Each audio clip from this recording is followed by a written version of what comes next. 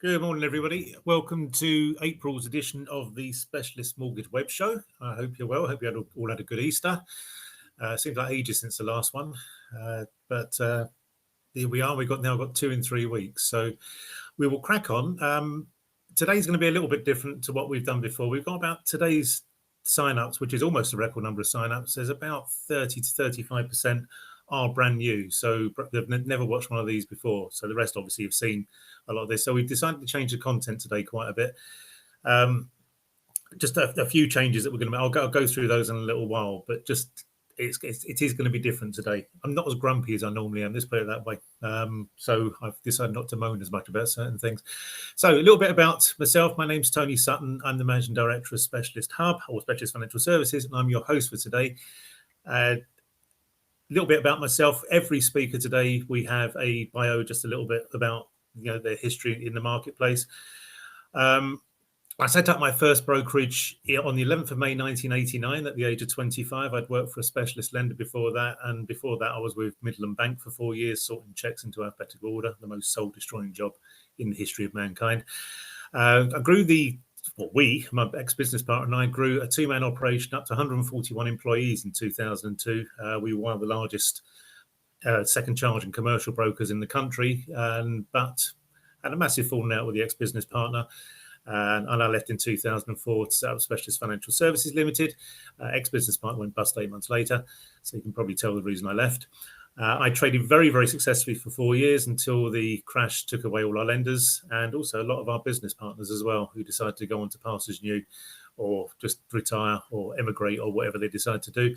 I stayed with the market though, because I don't know anything else. I don't do change. And on the 20th of September, I will 40 years in, I don't know if celebrate is the right word, but 40 years in the specialist market or specialist finance industry.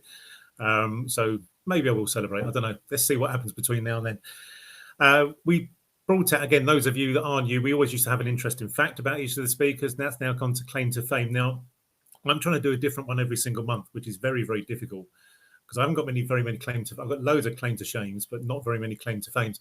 So we're hoping that this is a future claim to fame. This one I'm about to show you. I have mentioned him before, and things have moved on. This is my nephew George, who took up boxing at the age, I think he was about 9 years old. He lives in Essex, where my wife's from. He was very, very good at it from a very early age. He was 4 times national champion, international gold medalist twice. And he turned professional end of last year, signed on with Eddie Hearn's Matchroom Boxing, and he recently won his second bout in, not the guy stupid for 2 rounds, and then the guy just wouldn't get up. A name to watch. So that's my future claim to fame. I'm trying to think of other ones. My wife's given me a few claim to shames that I don't think I want to share with the wider public, but let's wait and see. We have today's show is sponsored by Together. The lovely people at Together are also our first speaker. So thank you to them. If you can't hear or see us, let us know. Bottom right corner, you'll see type your message box field. Just go into that and type if there's any issue at all, such as you can't hear, such as there's a problem. If you're watching on your phone, for example, just go to that. Let us know what the problem is, and my team are monitoring what's going on, and they will try to sort out the problem for you. If you are one of the very, very few people you still use an Internet Explorer, really suggest you switch to something else. You will have problems because it's not supported anymore, and it was never geared up for this type of thing, and you will either lose sound, vision, or probably both. And we are depending on outsourced technology, so please bear with us. Even this morning, we've had a situation where the presentation software would not upload any of the presentations. So we had to convert all those. That's the beauty of having your own in-house IT team, so they can sort these things out whilst I'm tearing my hair out. They're just quietly getting it done in the background. But please bear with us. Hopefully we won't have a repeat of last month where somebody decided to do a presentation from a hotel and 10 minutes in the fire alarm went off and he just stood up, put his jacket on and walked off. So hopefully everyone is doing the presentation from where we tested them over the last couple of days and we won't have any issues at all. Touch wood. Okay, if you have a question, go to the type your message box in the bottom right corner. We'll try and get to all the questions in the time we have today. Please obviously keep them clean. And today's specialist, you'll see we have Tony from Together, Jazz from Shawbrook, Matt from Pepper Money, and Jamie from Glenhawk. 3 of those have presented before with us. We have 1 director there and a couple of senior BDMs. So a very good group of speakers today with a lot of good stuff to tell you. Just a little bit, that's basically the running order. So Tony's on first from Together, then Shawbrook, Pepper, then Glenhawk. We'll try and keep to the time. It depends very much on the speakers. They get their allotted time. If they do go over, you'll probably see me appear on the screen, sort of like waving my arms in the air, sort of like indicating they need to hurry up a little bit. But we should be fine. Today's objectives, as always, basically increase your knowledge on different areas of specialist finance, provide some tips and ideas for generating more business, staying on the right side of regulation. We always try and have a little bit of fun wherever possible. Financial services isn't the most enjoyable of jobs at this moment in time, so we always try and keep things a little bit light-hearted. So if you see me taking the pick out the speakers, then there's nothing personal. Presentations, each one lasts 10 minutes. There's a 10-minute Q&A after each session, and the speakers have set themselves questions, which of course they will be able to answer. Hopefully they'll not set themselves questions that are already covered by their presentation. So please ask questions, as many as possible. Keep them on their toes. Let's test them. Don't give them an easy ride, as it says there. Feedback and CPD will be automatically available at today's show. I'll explain what you need to do a little bit later on, as it has recently changed. It will ask questions about the show. It's very important we get feedback. Because we just ensure if there is somebody, for example, speaking who has a really bad time, we need to know what your thoughts are, because we need to know whether we want them back or not, more than anything else. But it should be absolutely fine. Also ask you to rate each speaker for their presentation and also the content and everything else. You'll be emailed your CPD by 5:30 tomorrow. Check your spam folder before you contact us to say you haven't received it, because probably about 90% of the calls we get, someone checks their spam and there it is sitting there. So, but that will be with you by 5:30 tomorrow, if not before. If you missed it, this is something that I did with Roger Morris back on the 1st of March. It was basically an introduction on the tandem mortgage or tandem bank product. It was very, very, very, it was absolutely brilliant. Went down very, very well for those that watched it. If you haven't seen it, in part 2 of my presentation, I'll be showing you how you can watch that. It's about an hour and 10 minutes, I believe it lasted in the end. But there's some stuff in there that if you are a mortgage broker, will be invaluable to you. And went down so well. Roger's joined us again, which I'll probably cover in a second. I am covering in a second, so just remember the slides I've done. This is our next one, though, in I think it's the 25th of May, 26th. I can't quite remember the date. Robert Sinclair, Chief Executive of the Association of Mortgage Intermediaries, will be covering all things regulation, consumer duty, other bits and pieces. I'm not going to be talking about the FCA at all today because, as those of you who've seen me talk before, I'm not their biggest fan. So, but I've decided the new me, less grumpy, working out down the gym, it's all lots and lots of changes. So therefore, I'm going to leave it to Robert to tell you all about what's going on. Places are limited on that one, so sign up as soon as you possibly can because it's going to be good. It's going to be very good. And you're going to learn a lot about what's going on with the FCA, not just consumer duty. Robert sits on various boards with the Treasury, MPs, etc., invaluable to the market or to the mortgage market. And what he's got to say is going to be invaluable to you moving forward.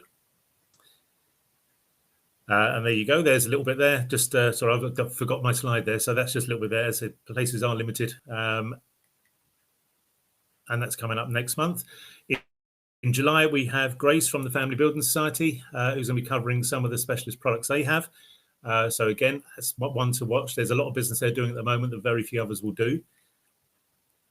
And then in August, we have Roger back, as I mentioned, who will be covering EPC's The Real Story. There's lots of misinformation going on at the moment about the changes to EPCs that are going to affect the buy-to-let market in 2025, potentially. And as it says there, hear what's really happening and why April 25 might not happen. And there's one big reason why it might not happen, and it's called a general election. So just basically, let's just sign up for that as soon as you can. Again, places are limited on that as well. And that's from somebody who is a high-end landlord as well, and he does know what he's talking about when it comes to this. So completing new business, I'm going to cover a little bit on this. This is quite simply just with regards to second charges. We know what affordability is like at the moment. So I've seen some in our office, some absolute horror stories of the difference between someone who was trying to borrow, say, January last year to what they were able to get in September last year. was huge, just purely down to affordability. So if you are looking at remortgaging and you're having affordability problems, have you considered second charges? Because it really is on the up. It's the size of the business is increasing. One of the reasons I wanted to mention this, I don't know if any of you subscribe to the Cherry Forum. I saw a conversation on there yesterday, and it was quite frightening actually, because a guy went on and was basically talking about fees, and the fees that my hated term master brokers sometimes charge. So I just put a little note on there saying that we will, quite simply, we've got a product that where if you're offering the advice, we don't charge any fees at all. And it was like it was completely ignored. Just others putting up, yeah, we deal with so-and-so. They only charge $4,000. We deal with so-and-so. They charge 3.5. So that really is, it did something. If you are using, rather than going direct or going through to Simply Biz or the Legal and General Mortgage Clubs, who've got no lenders on their panels whatsoever. I mean, it's absolutely daft. I think I've been going on about this for months. I think Simply Biz have just increased to 4 out of that entire second charge market. That's nowhere near good enough. That really isn't. But on second charges, affordability is the main thing. We've got 8 lenders who do not use income multiples at all, and the lenders that do have income multiples will go up to 6 times income, quite simply. So if you are looking for a client looking to capital raise, looking to consolidate debt, and you can't get a remortgage through for whatever reason, or they're obviously in a situation where they can't remortgage at the moment because they're going to be hit with high penalties or on a deal they can't lose, then a second charge is a great option. It's choosing the right partner, because second charge lenders do not like going out to the entire market, because they just haven't got that capability of dealing with everybody. You have to excuse these slides. They are taking a little while to lend. So how you can advise on second charges, quite simply, we can help you navigate the market. We have access to every lender in the marketplace. Soon we will have, and the person I'm dealing with is watching today. Hi, Sue. We will have and full exclusive, the only company that's actually got the product. But we can help you source the right product. We've got our own software that sources the products, because what's out there at the moment is not fit for purpose on the sourcing systems. It really isn't. We help you with your file compliance, instruct the surveys, issue consent requests when there's a restriction registered at Land Registry, package a case on your behalf, pay your income on the day of loan completion, and do not charge any packager fees whatsoever. So you don't lose control and your client's not being charged extortionate fees. So just keep that in mind. If you're considering second charges, we've got a product for you, or a system for you, that is not just in the best interest of your client, but also in your best interest as well, and can help you make the money you want to make very, very easily without losing all the control. Our updated commission guide is now available. This is I'm going to explain a little bit later how you can download that. It is available on our website if you want to go searching for it, but I can show you later on how you can access it. It says a few minutes. It's not. It's actually the later one, my later presentation, how to access that pretty much immediately. And on to retaining customers. Now, this has been a bugbear of mine for years, because I cannot stand the fact that some lenders think it's right to, quite simply, as soon as a case is placed with them, that is their customer to do with as they wish. And the worst I've seen is a lender that was contacting our clients on the day of completion to tell them, next time you want to borrow money, come to us direct and you won't have to pay a broker fee. And what they were then doing, because they would not offer advice, they would then pass that lead on to one of their top 3 brokers. Now, that is atrocious. Absolutely atrocious. So one of the things that GDPR did enable us to do was it allows customers they have to opt in, whereas unfortunately most lenders still think they have to opt out, but it is actually now a case of opting in. Just ensure your customers do not opt in to receiving marketing from lenders, with their permission, of course, but just ensure it, because you know how many clients actually, when they send that form back signed, or it's incomplete, they've left it blank. So just ensure, because I'm sure some lenders will start ticking boxes when they get the form. So just ensure they do not, so you can retain some control to their future, and you're not then finding out in 2 years' time that customer's had 3 further advances from that lender and you've not received a penny for it. GDPR, I'm going to probably stop talking about this fairly soon, but this is still something we offer, and I cannot believe how many of these are still downloaded from our site. This was quite simply, all the way back in 2018, I found a checklist on the ICO website, because I didn't have a clue what I was supposed to be doing, to be honest with you, like anything that's brought out by by government. They come out with hundreds of pages of guidance that no one's ever going to read. So if you do need to cover anything on GDPR, you can download this from our website or wait until a little bit later, and I'll cover it in my second presentation.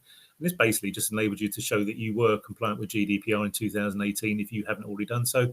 And then the second one is this one, which is the annual, which I'm about to complete our 2023 version, which will take me about 10 minutes. Just tick all the boxes that are relevant, and then I can sign it, file it, and scan it and file it away somewhere, and then it's done for another year.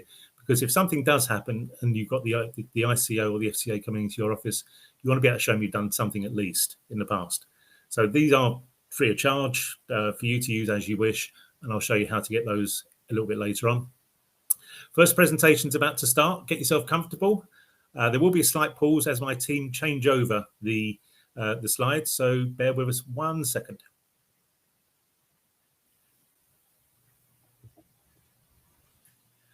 And like magic, Tony Grillo, excuse me. Tony, can you hear us first of all? I can. Can you hear me? I can hear you perfectly. You're not presenting from a hotel, or? No, I'm in the back room, so excuse the horrible walls behind me. But yeah, that's no problem at all. That's no problem at all.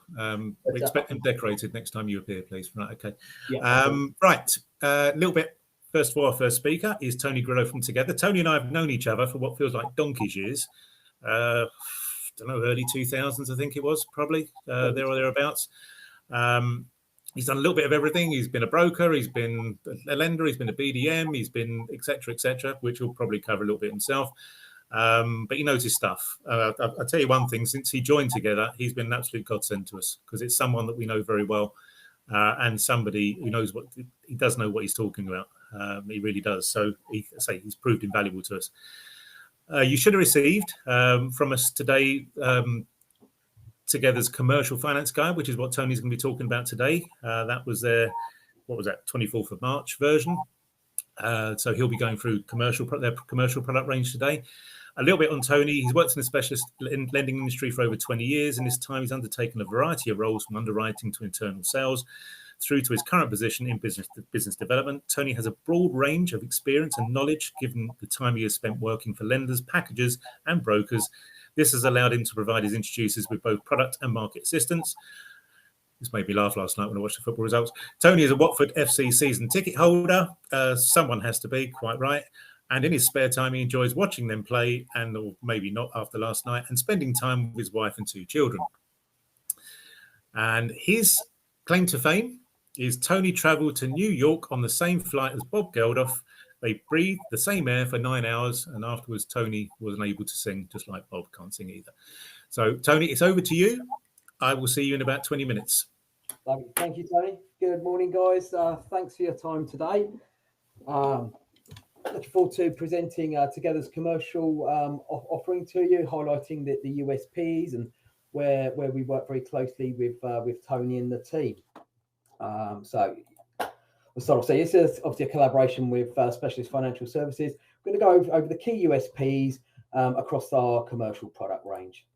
So a little bit about Together first and foremost. A little bit about myself. As Tony's mentioned, I've been in the industry many years. I've worked with Tony with many hats on over the years through different lenders.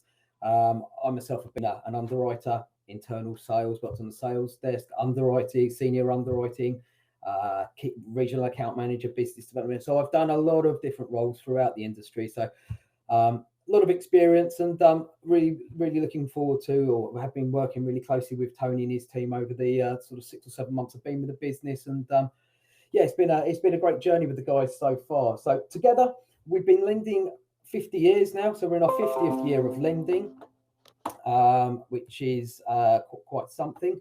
We're very experienced in terms of lending.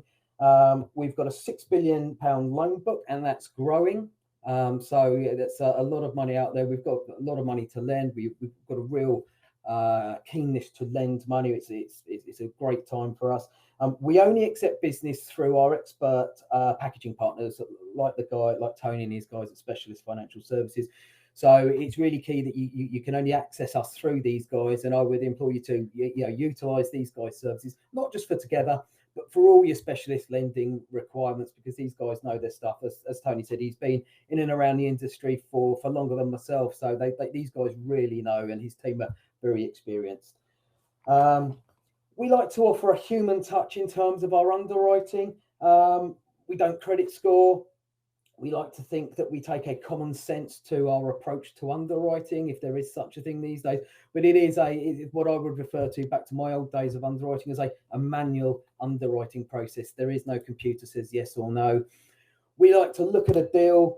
We like to look for reasons to lend to a client. We don't look for reasons not to lend unless there is something glaringly obvious that says that we could never, and probably nobody else would ever, lend on it.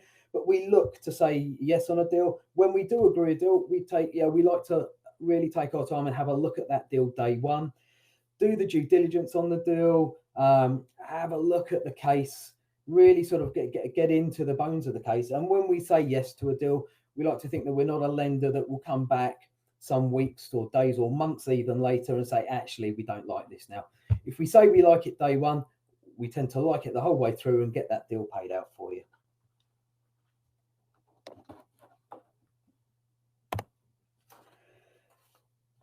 So a little bit about clients. What are the types of clients that Together want to deal with? Well, we will deal with all manner of clients, all types of clients that we're happy to deal with, whether they be first-time buyers, first-time buyer, first-time landlord. So we're very comfortable with those types of clients. So we like to help to get clients onto or into the commercial market, get them perhaps their first property, and look to perhaps work with them going forward as well. We'll lend to limited companies as well as individuals, SPVs. We'll lend into SAS and SIPs. We're happy to lend to offshore clients, expats, foreign nationals. Age range, we're looking to lend between ages of 18 to 85, and we can look to go beyond that if it's a self-funding buy-to-let property or a self-funding rental property. We're happy to accept gifted equity and gifted deposit from clients or for clients. Credit-wise, we look at the last 12 months of their credit performance. Adverse before that, we tend to ignore.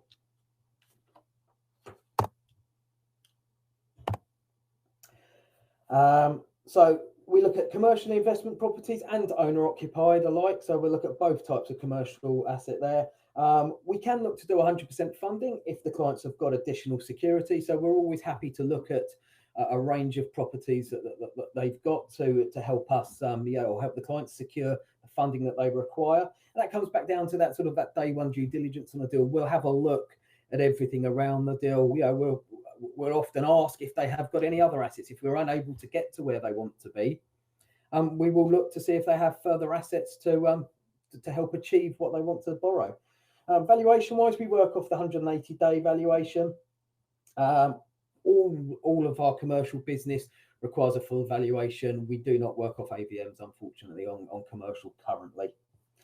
Loan size, we're lent from between 50 to 250,000 pounds. Having said that, we can go up to 2 million and maybe beyond on referral. So again, it comes down to that, looking at the deal. If it's the deal that we think can work and it's a deal where a client that we can work with, we will go beyond our but beyond the parameters of what we publish. We do.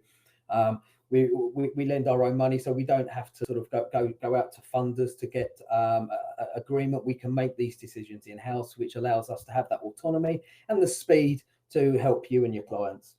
As I say, we allow up to 3 demerits in the last 12 months. Anything beyond that 12-month period, we look to ignore. So again, there's a lot of flexibility there for clients that may have a checkered past in terms of credit, but are getting themselves back into a better position, that their adverse position is looking better as time goes forward. But as I say, we look at the last 12 months, and as long as there's no more than 3 demerits in the last 12 months, we're comfortable to help these clients.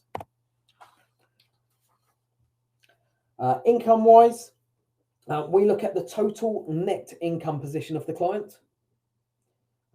We can take net profits and drawings.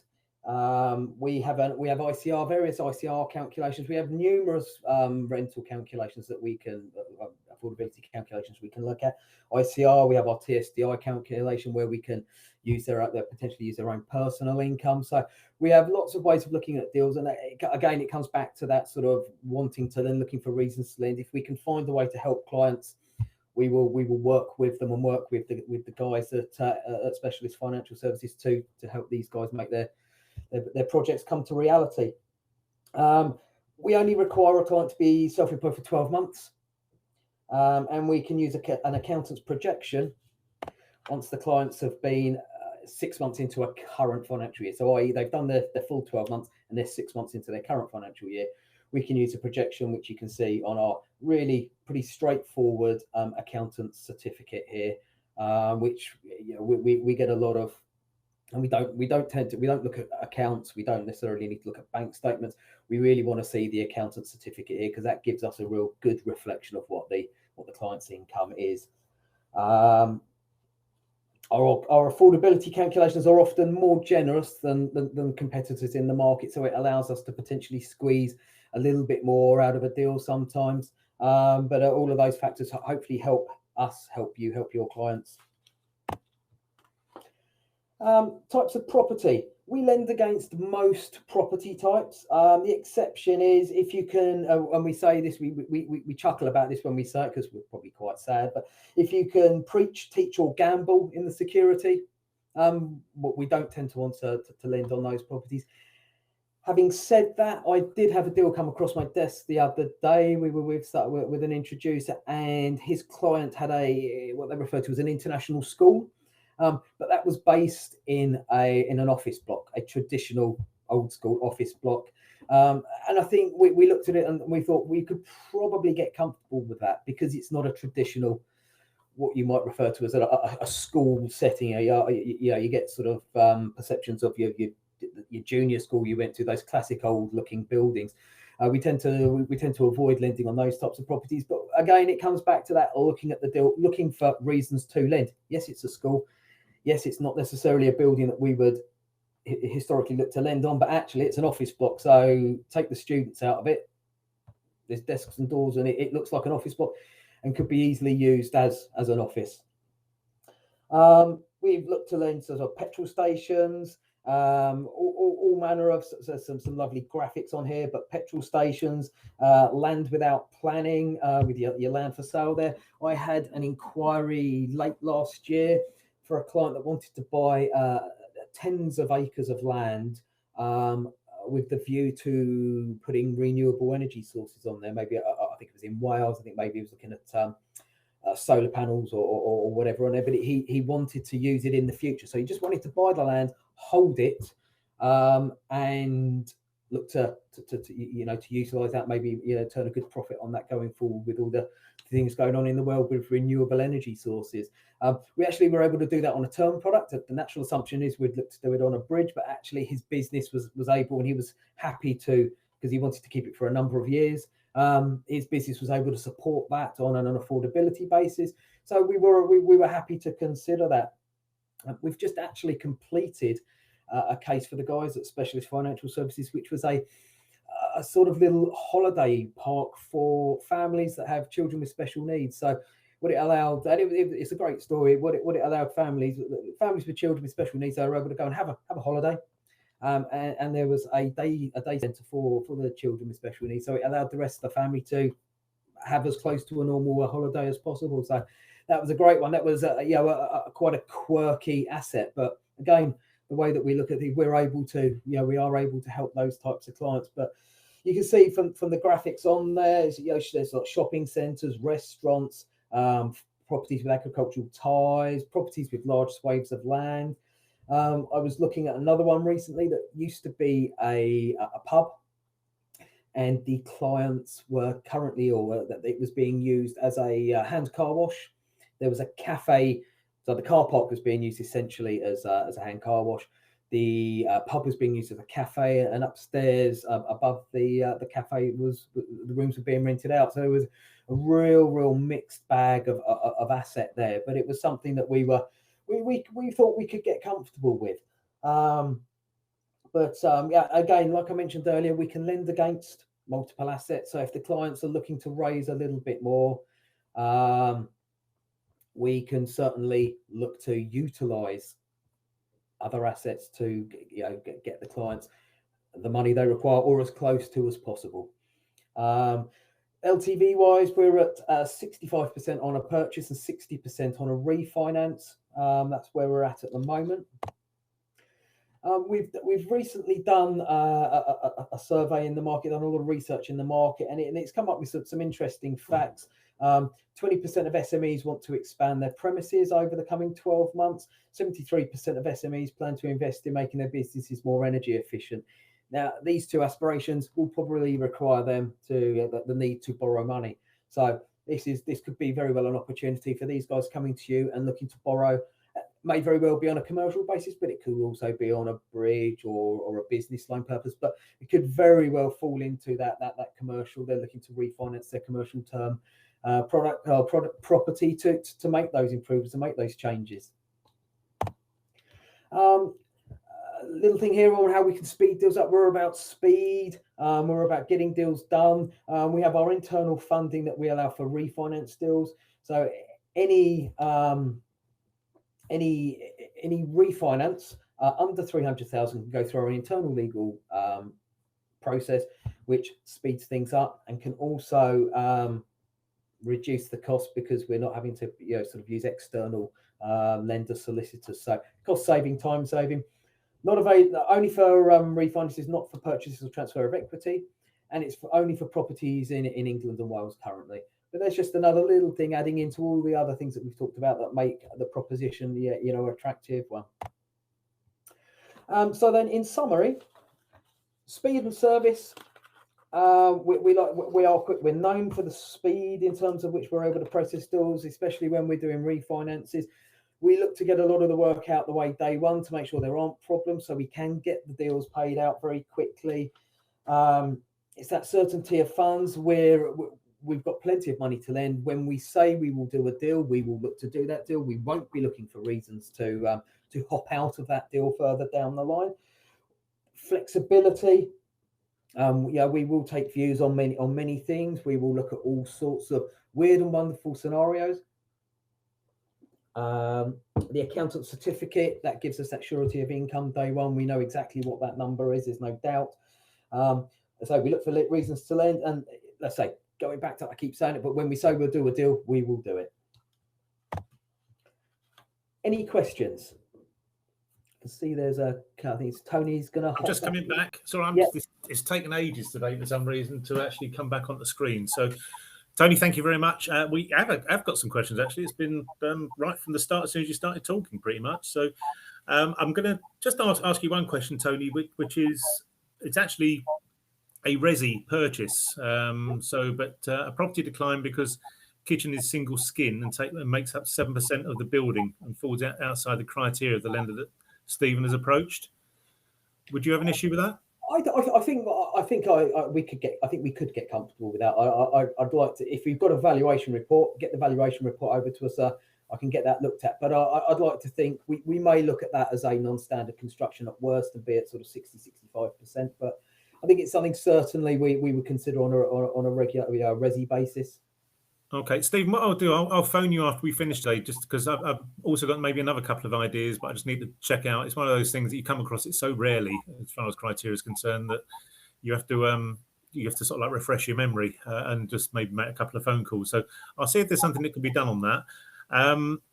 Verinda has asked a couple of questions actually about the same deal, which is, I don't know what the title is this, whether it's, I presume it's going to be some form of lease in place or how long the lease will be, but it's a room in a 4-star hotel in London that's been purchased as an investment. I have heard about these, but never been asked to actually finance one. So is it possible to get a loan on the investment of a room in a hotel? We only lend against bricks and mortar. So I would say that the room's not going to have its own title, I would imagine. So I think that would be a no from our point. Okay. All right. Verinda, what I'll do, again, after we finish today, I'll have a little rummage. I'll give you a call, probably get a little bit more information, just to see whether something has been on that. It's not something I've ever been asked before, must admit. I'm sure there's someone who will fund it, though. Nafisa has asked, do you do petrol stations only if they are experienced in that field previously? Is that, or do they... We will do first time buyer, first time landlords. It depends on the exact scenario, but in theory, we could lend to a first time. If they're a landlord, then we'll lend to first time buyer, first time landlord. So if it's a going concern, we may have a few questions around the viability of them being able to operate a petrol station going forward if they've got absolutely no experience. But I think it's something we could certainly consider. Okay, I think basically same as any lender. I can remember having a phone call a few years back from somebody who said, I want to buy a restaurant. I said, okay, what's your experience? He said, well, I haven't got any. I'm a plumber at the moment. But I saw Gordon Ramsay on the telly the other night and it looks really easy. Literally, that's what he said. So he thought he was going to become a restaurateur. Destined to fail, I think, was the phrase that went into my head. We turned it down. Stephen has asked, do you do joint borrower, sole proprietor on a resi purchase? Yes, we can consider those, yeah. Okay, fine. Mike's just said, all good, thanks, Tony. Fine. And Stephen Lowe has said, struggling to get solicitors to work with priority law on a second charge bridge on together terms. Stephen, maybe we probably need a little bit more information on that. I presume that's not been placed through us. So, yeah, not quite sure what to do on that. I obviously need a little bit more details. Adrian said the purchase of a funeral director and building. Yeah. Presume that wouldn't cause a problem? No, that's it. Yeah, just to give you, I mean, this is pre-Tony, this one, but to give you an idea of Together and what they will take as security, some years ago, they took security over a mooring post on the Thames, which is about 1 metre square because it had its own title number, was actually worth a lot of money.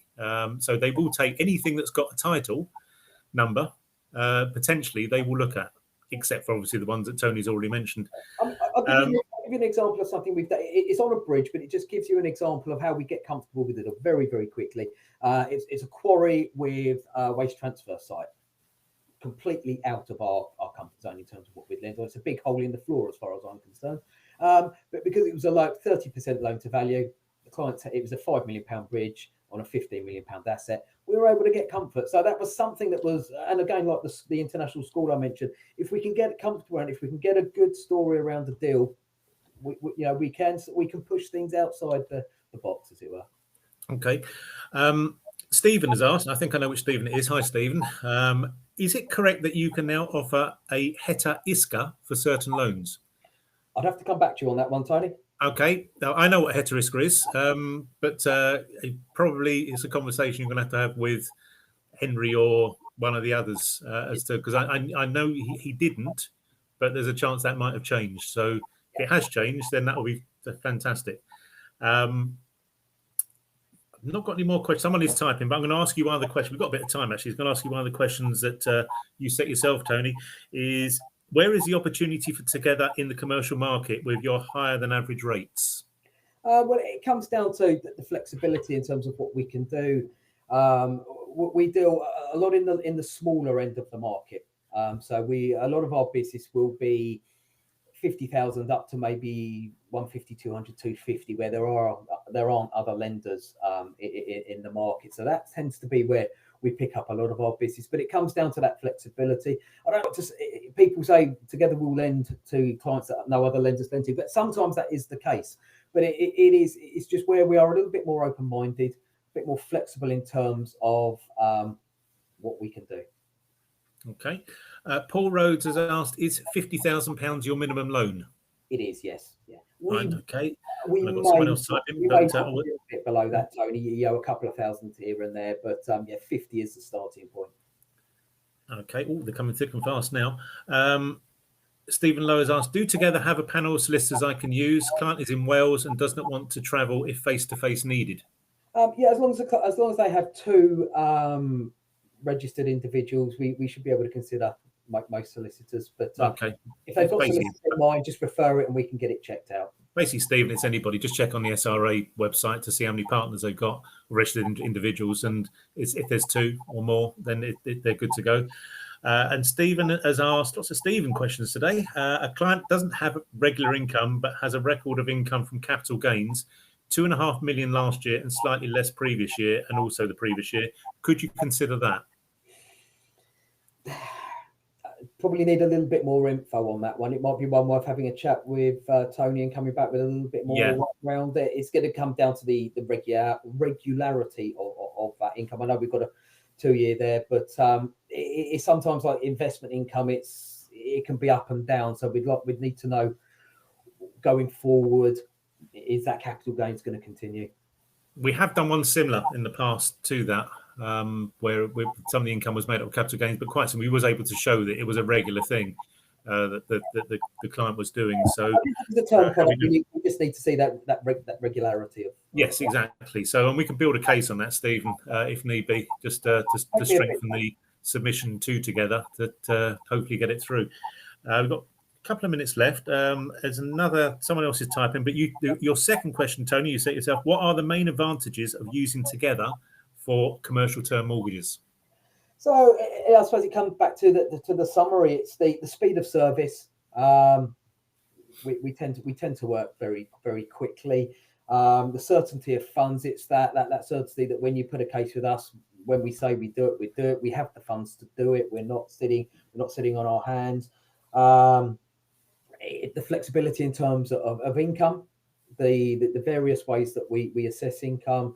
Looking at our total secured debt to income ratio, we can look at using their own personal income. So we just take a view on a lot of things.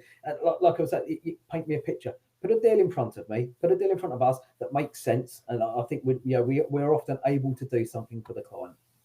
Exactly, and that's something we're very good at. Is actually putting a deal together so that. It's always very, for the lender, one thing you never want to do with a lender is send them over a case and sort of like not tell them all the bad bits, only tell them the good bits, because as soon as they find out about the bad bits, quite often they'll say, no, we don't want to do that now. So, but if you tell them up front and make a strong enough case, it's like a strong enough case for the prosecution, I always call it, and the defence is the underwriter that's trying to possibly thinking, should I be doing this or not? That's something we are very, very good at because we've been doing it a long time. We don't have any more questions, Tony, so I'm off the hook. That's you done. So thanks very much. I'll let you go off to sit in a darkened room because you're so sad about last night's result and that you're not going to be in the Premiership next year. Simon will remove you from the room. Don't come out yourself because you could potentially close down the entire event. You have that power. So thanks again. I'll be talking to you later on today on the cases I spoke to you on yesterday. Thank you, Tony. So, thanks, all right, guys. cheers, mate. See you soon. Take care. Okay, so we're just going to switch over to the next one. There we go.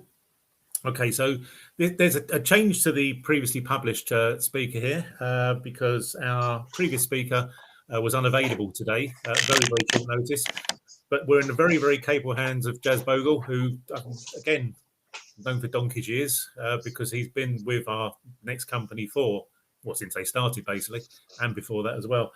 And I've got to say, he is one of the best speakers that we have on our shows. It's been a few months, actually, but he really is. That's not me blowing smoke up his, you know what. He does know this stuff, basically. Oh, thanks, Tony. Quite simply. So here we have... his name's Jasdeep, but we know him as Jas, so I've changed all the bits to Jas on here. So we have Jas Bhogal from Shawbrook Bank, who today is going to be talking about buy-to-lets.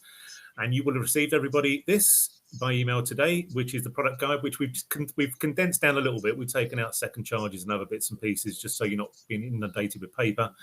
But so it's purely the buy-to-let product, which I've got to say is bloody good. It really is. And we've got some fairly sizable deals going through at the moment on this. And our team absolutely love it. They really do. So a little bit about Jas. He's a senior, there's a lot here, a senior regional development manager looking after all asset classes, including bridging, buy-to-let, commercial and seconds at Shawbrook. He's been with Shawbrook since inception, almost 11 years ago. 11 years? Blimey.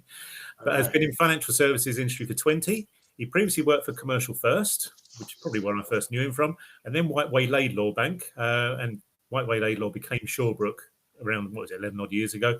In his spare time, whilst being a father to a 13-year-old boy who's going on 21, aren't they always? That takes up most of his time. He enjoys nothing more than going out and socialising with dinner and drinks with his family and friends. To the frustration of his wife, Jas is very much a lover of sport and will watch anything from boxing, cricket, tennis, basketball but particularly football. He's a huge Tottenham fan. So that's Watford and Tottenham in two speakers. So two clubs failing miserably this year.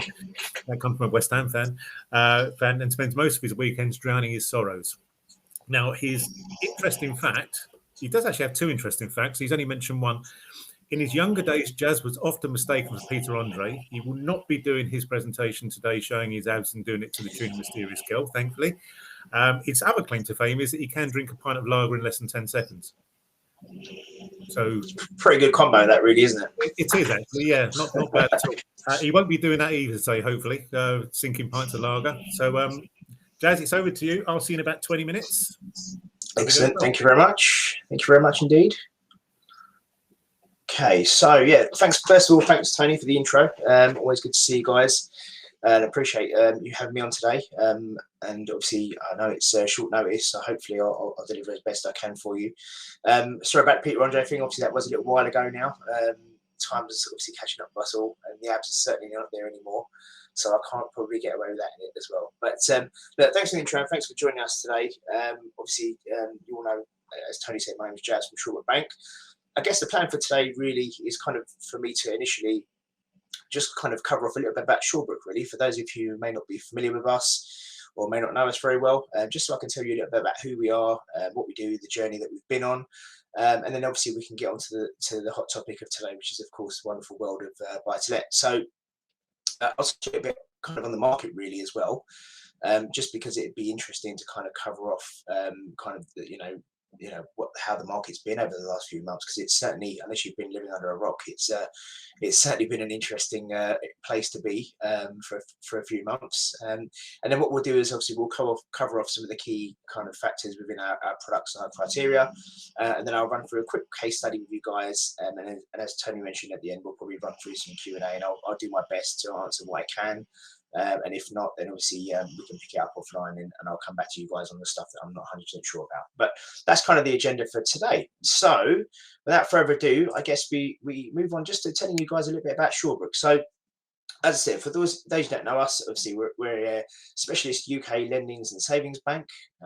And from my perspective, I've kind of been here from the start. So when we look at the fact that we've been going since 2011, my service with Shawbrook actually serves back 16 odd years through the commercial first days and et cetera, et cetera. So from my perspective, it's amazing. So I remember when we launched as a bank, there was 3 banks of desks down at our office in Brentwood, 50 of us around those 3 banks, and to see kind of now where we are, kind of 1,500 people strong. And I guess I'm one of few people left who have been there from the start. It's amazing to see the growth, but also makes me very, very proud to be here. So yeah, I guess I bleed pink and all that until something goes wrong, and then everyone shouts at me, and then I don't love it as much as I used to. But no, it's great. It's obviously a very dynamic business, and we've obviously grown over time. I think the thing I love about Shawbrook the most, from my own perspective, is that we've kind of held on to those old traditional values, because of course we're a modern fintech bank, and we're trying to accommodate for the dynamics of the new world, and creating fantastic technology, etc. But we've still got the old fundamentals, which was to ensure that we kind of really do deliver on kind of that human touch and the human approach, and having the right people in the right places to be approachable enough to have those conversations and still make those common sense decisions while you've got the fantastic systems in place to support that all. So it's great to still have that kind of mentality all these years on. And the key thing that drives us really is just continuing to deliver for your clients, for our partners, the visions that we have for being creative and practical, but, as I said, using the technology along it. And, to give an idea of the kind of the book itself and kind of how the property book's grown over time. As I said, we've that date is quite old now, actually, to be fair. The book in itself is probably well over 7 billion. So it's amazing to see just how quickly things have grown and how they continue to grow. So yeah, all in all, that's kind of just a bit of an overview.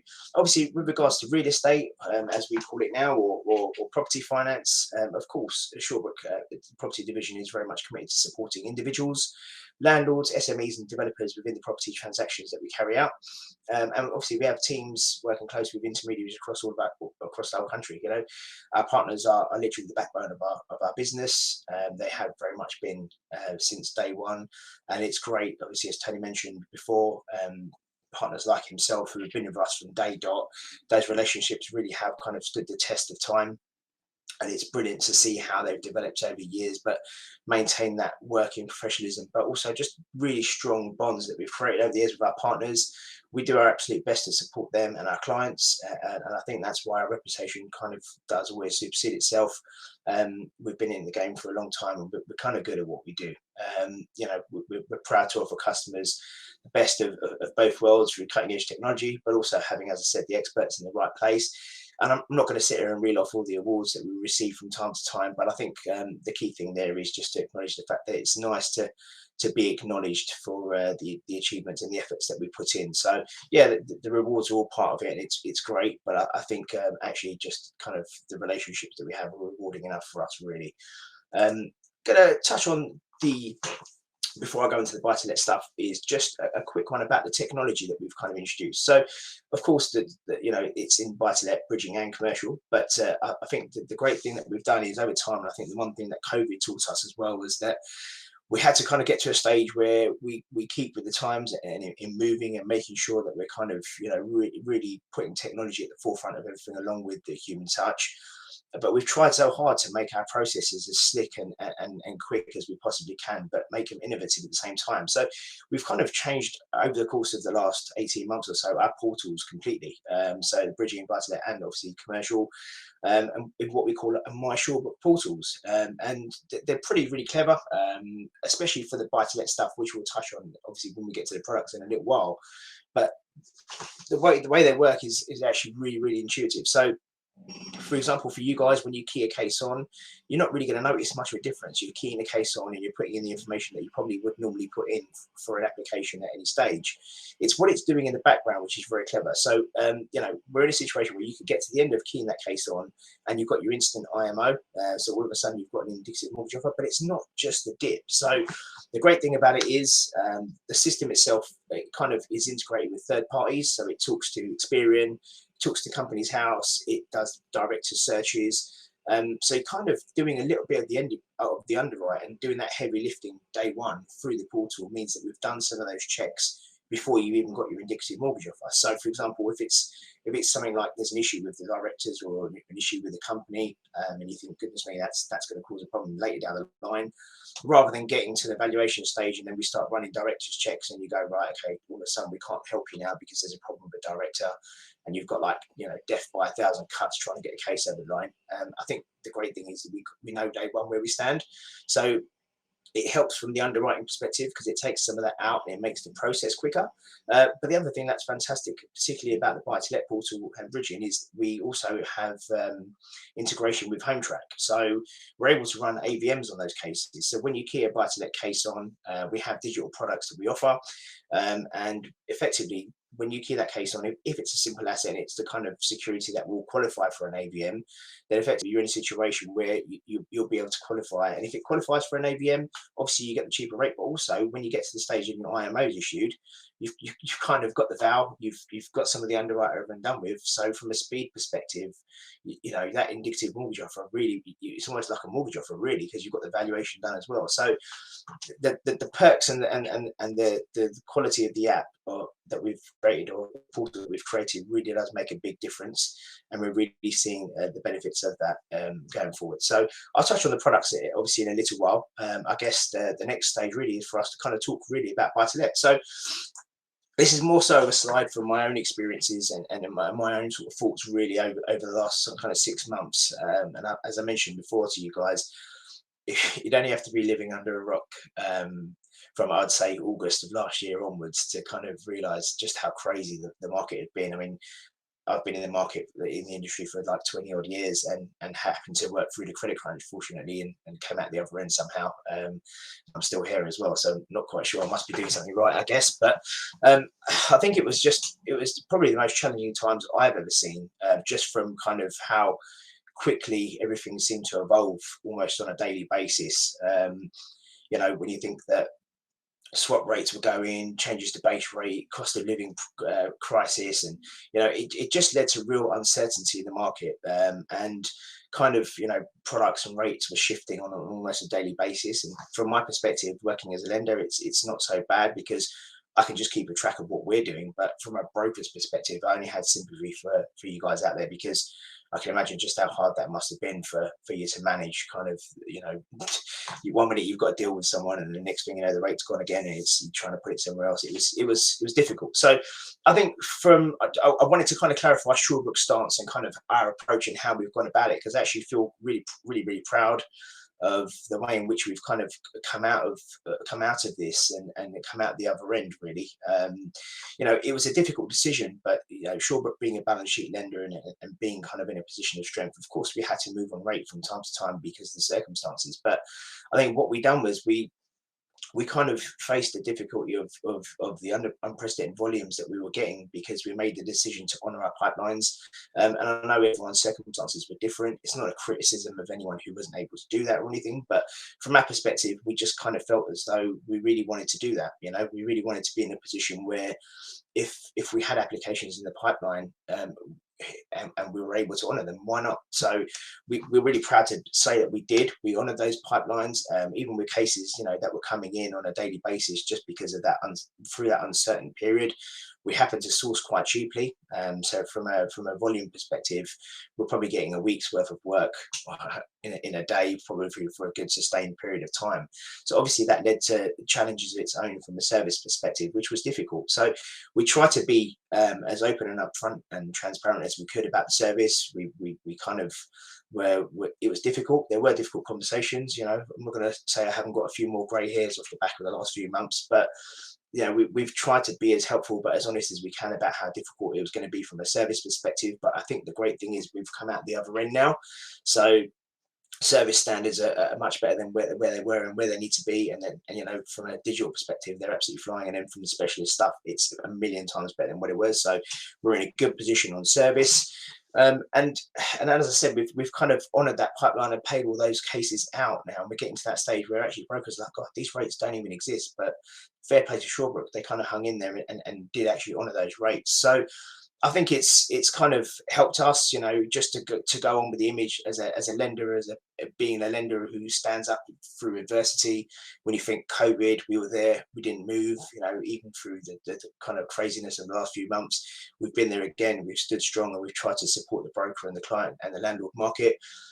So we've done our best. So I kind of just wanted to address that, just in case any of you have had issues or you've seen kind of how difficult it's been. It was more sort of say, look, this is what happened, this is where it is, this is where we are now. So I guess I'll move on to kind of products, and talk to you a little bit about kind of why would you deal with Shawbrook. So I mentioned before, obviously, the frictionless journey with regards to kind of the product itself. And how easy it is to key cases on and work with us.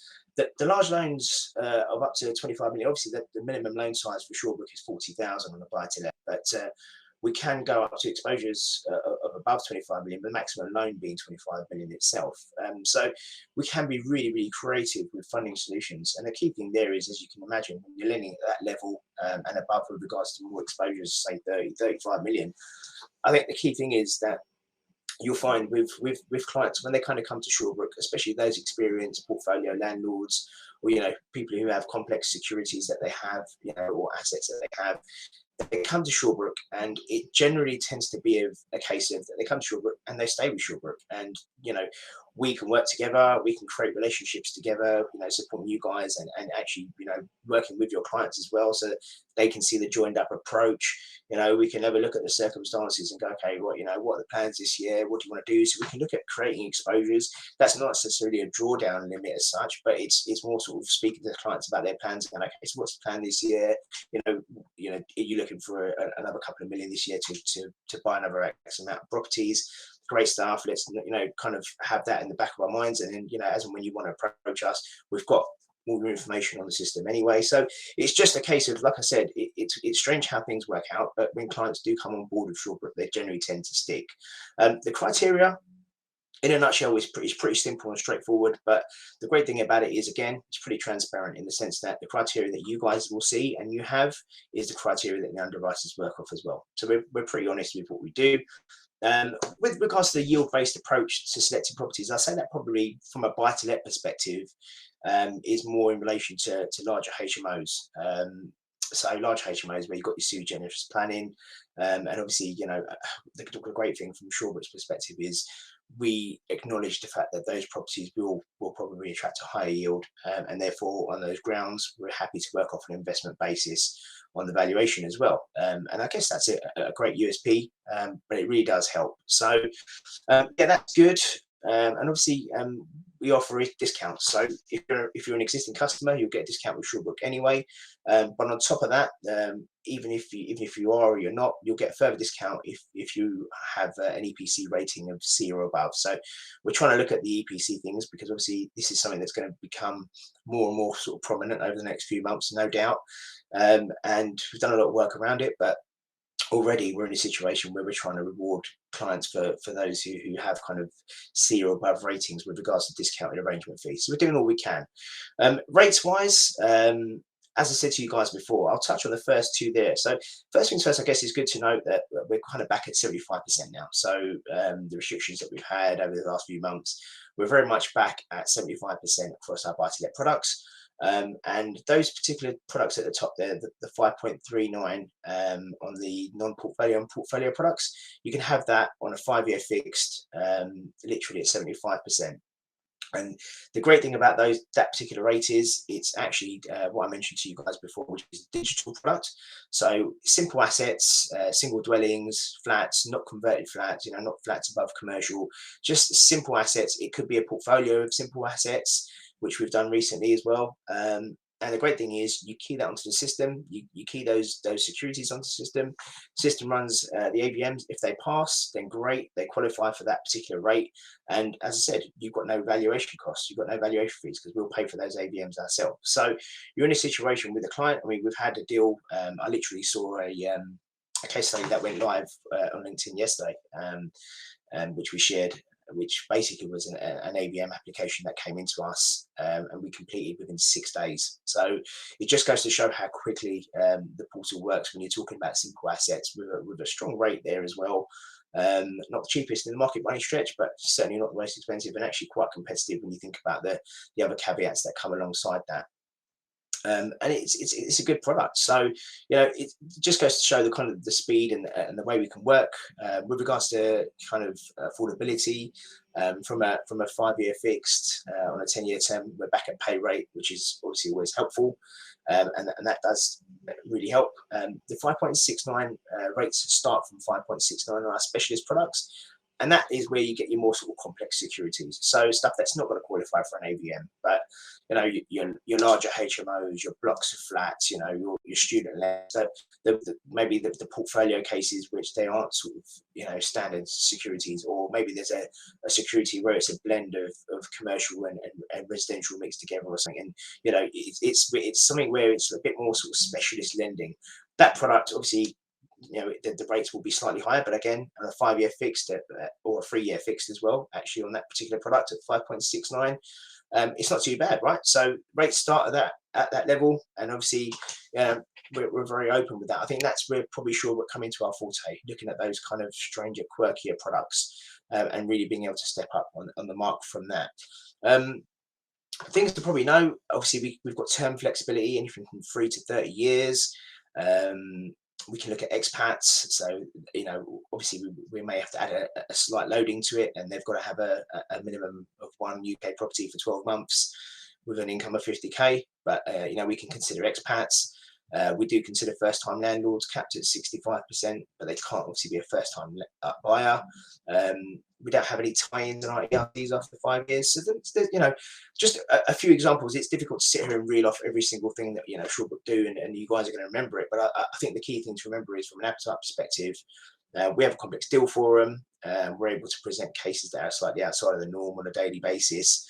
And we can discuss that with credit, bring it to their attention, and make decisions by thinking outside of the box. I think that's the biggest thing. With specialist lending, it's not always necessarily what criteria says. It's kind of looking at the circumstances, looking at the client, looking at the portfolio, looking at the experience. And I'm not saying that we're going to be able to agree every single deal, but when you look at scenarios, sometimes when you look at situations, you think, actually, do you know what? That's a really strong client, really strong asset, really strong experienced person. Maybe we can have a look. So it's all about talking about unusual scenarios, and that's what we love the most. So from a products perspective, that's kind of us. With regards to loan purpose, again, it's a difficult one to kind of be very specific on, because with buy-to-let, you're talking about resi mainly, and that's what we're talking about today. So what kind of assets do we consider? Again, single let residential houses and flats, no problem at all. If it qualifies for Digi, great. We do consider flats above commercial premises. We can look at portfolios of mixed and residential commercial properties, as I said before. Maybe able to do something with regards to rate on that as well. So we could potentially be in a situation whereby we blend the rate between commercial and resi because of the mixed assets. But again, it's something that we're open to discussion about and seeing what we can do and coming to some sort of agreement if we can. Multi-unit blocks of flats or multiple flats in a freehold title, again, no problem at all. I guess worth noting from a valuation methodology perspective, if you've got up to 10 flats, then obviously we can work off an aggregated basis. But obviously, once you go above the 10 flats, because we don't actually have a restriction on the level of flats that we'll consider, we'll have to then work off block value. So it does limit to an extent, but obviously the great thing is we're able to consider, blocks of flats without a restriction really on the number. So again, open to the kind of, the valuer's commentary with regards to demand and sales demand, rental demand, and kind of where it's located, experience again from the clients and of them owning similar assets, etc., etc. But again, we can consider that stuff. We can consider dev exits, student accommodation.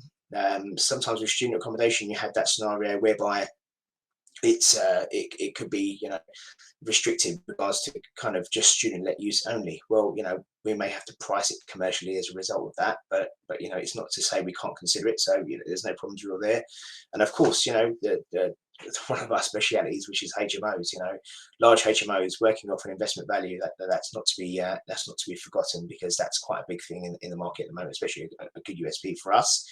And I guess also when you think even with smaller HMOs, sometimes if they are like if there's 6 or less tenants, we'll class that as a small HMO and generally work off a normal valuation as a single dwelling.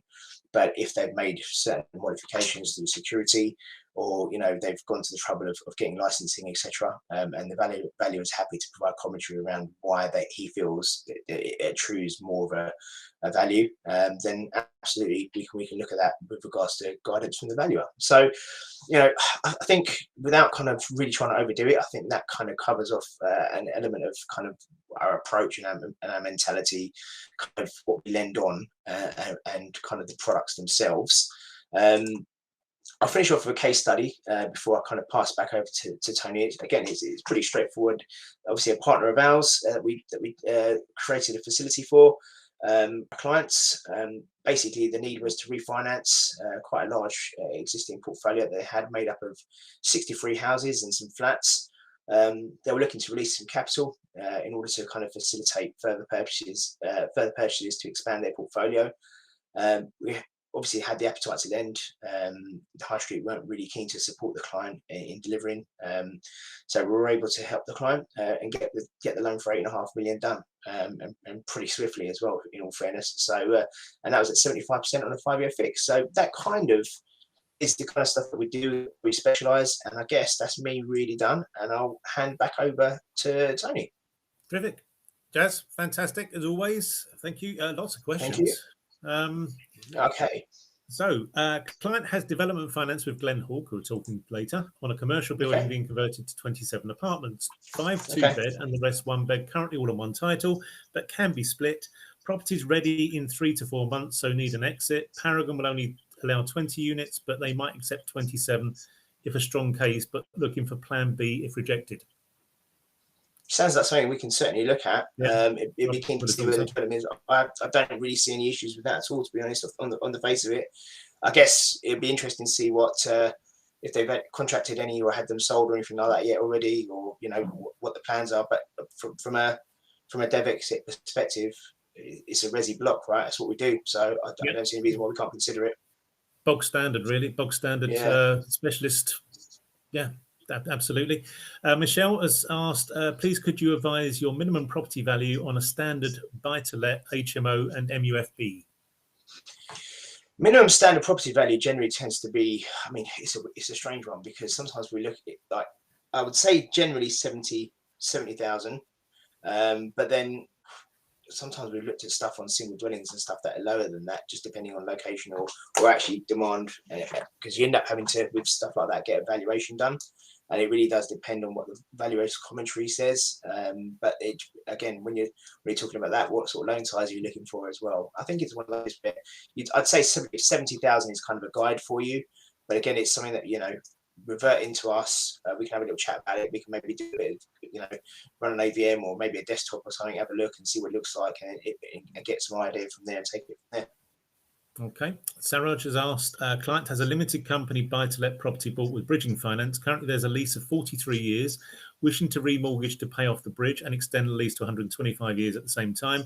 The director has 2 unsatisfied defaults registered in 2018. Is this a case you could accept? So everything sounds okay. Yeah, we can do that. And generally speaking, with defaults, it's more sort of anything in the last 3 years. So that could be something that we could consider. I think it's one of those ones where, like I said, the great thing about the portal is you can key a case on, and it does those directors and business checks, and it will flag up any issues that we have. And it's at that point that we can review it and get a good understanding of the client's profile. But if they were that long ago, I think we could look at that for sure, as long as everything's okay now. All about presentation. If it was a situation that there was a very good reason for the defaults, is the lender going to go, yeah, we're comfortable with that? Or like the one we had yesterday where we asked the client why they'd missed a mortgage payment. I forgot and I spent the money. Yeah, it's a difficult one. I had one.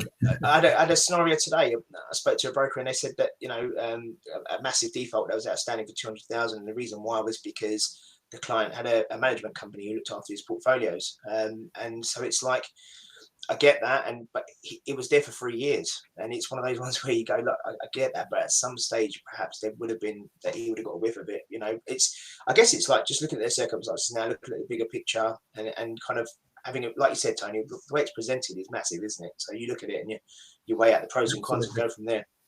Absolutely. Stephen has asked, thanks for all these questions, Stephen, by the way.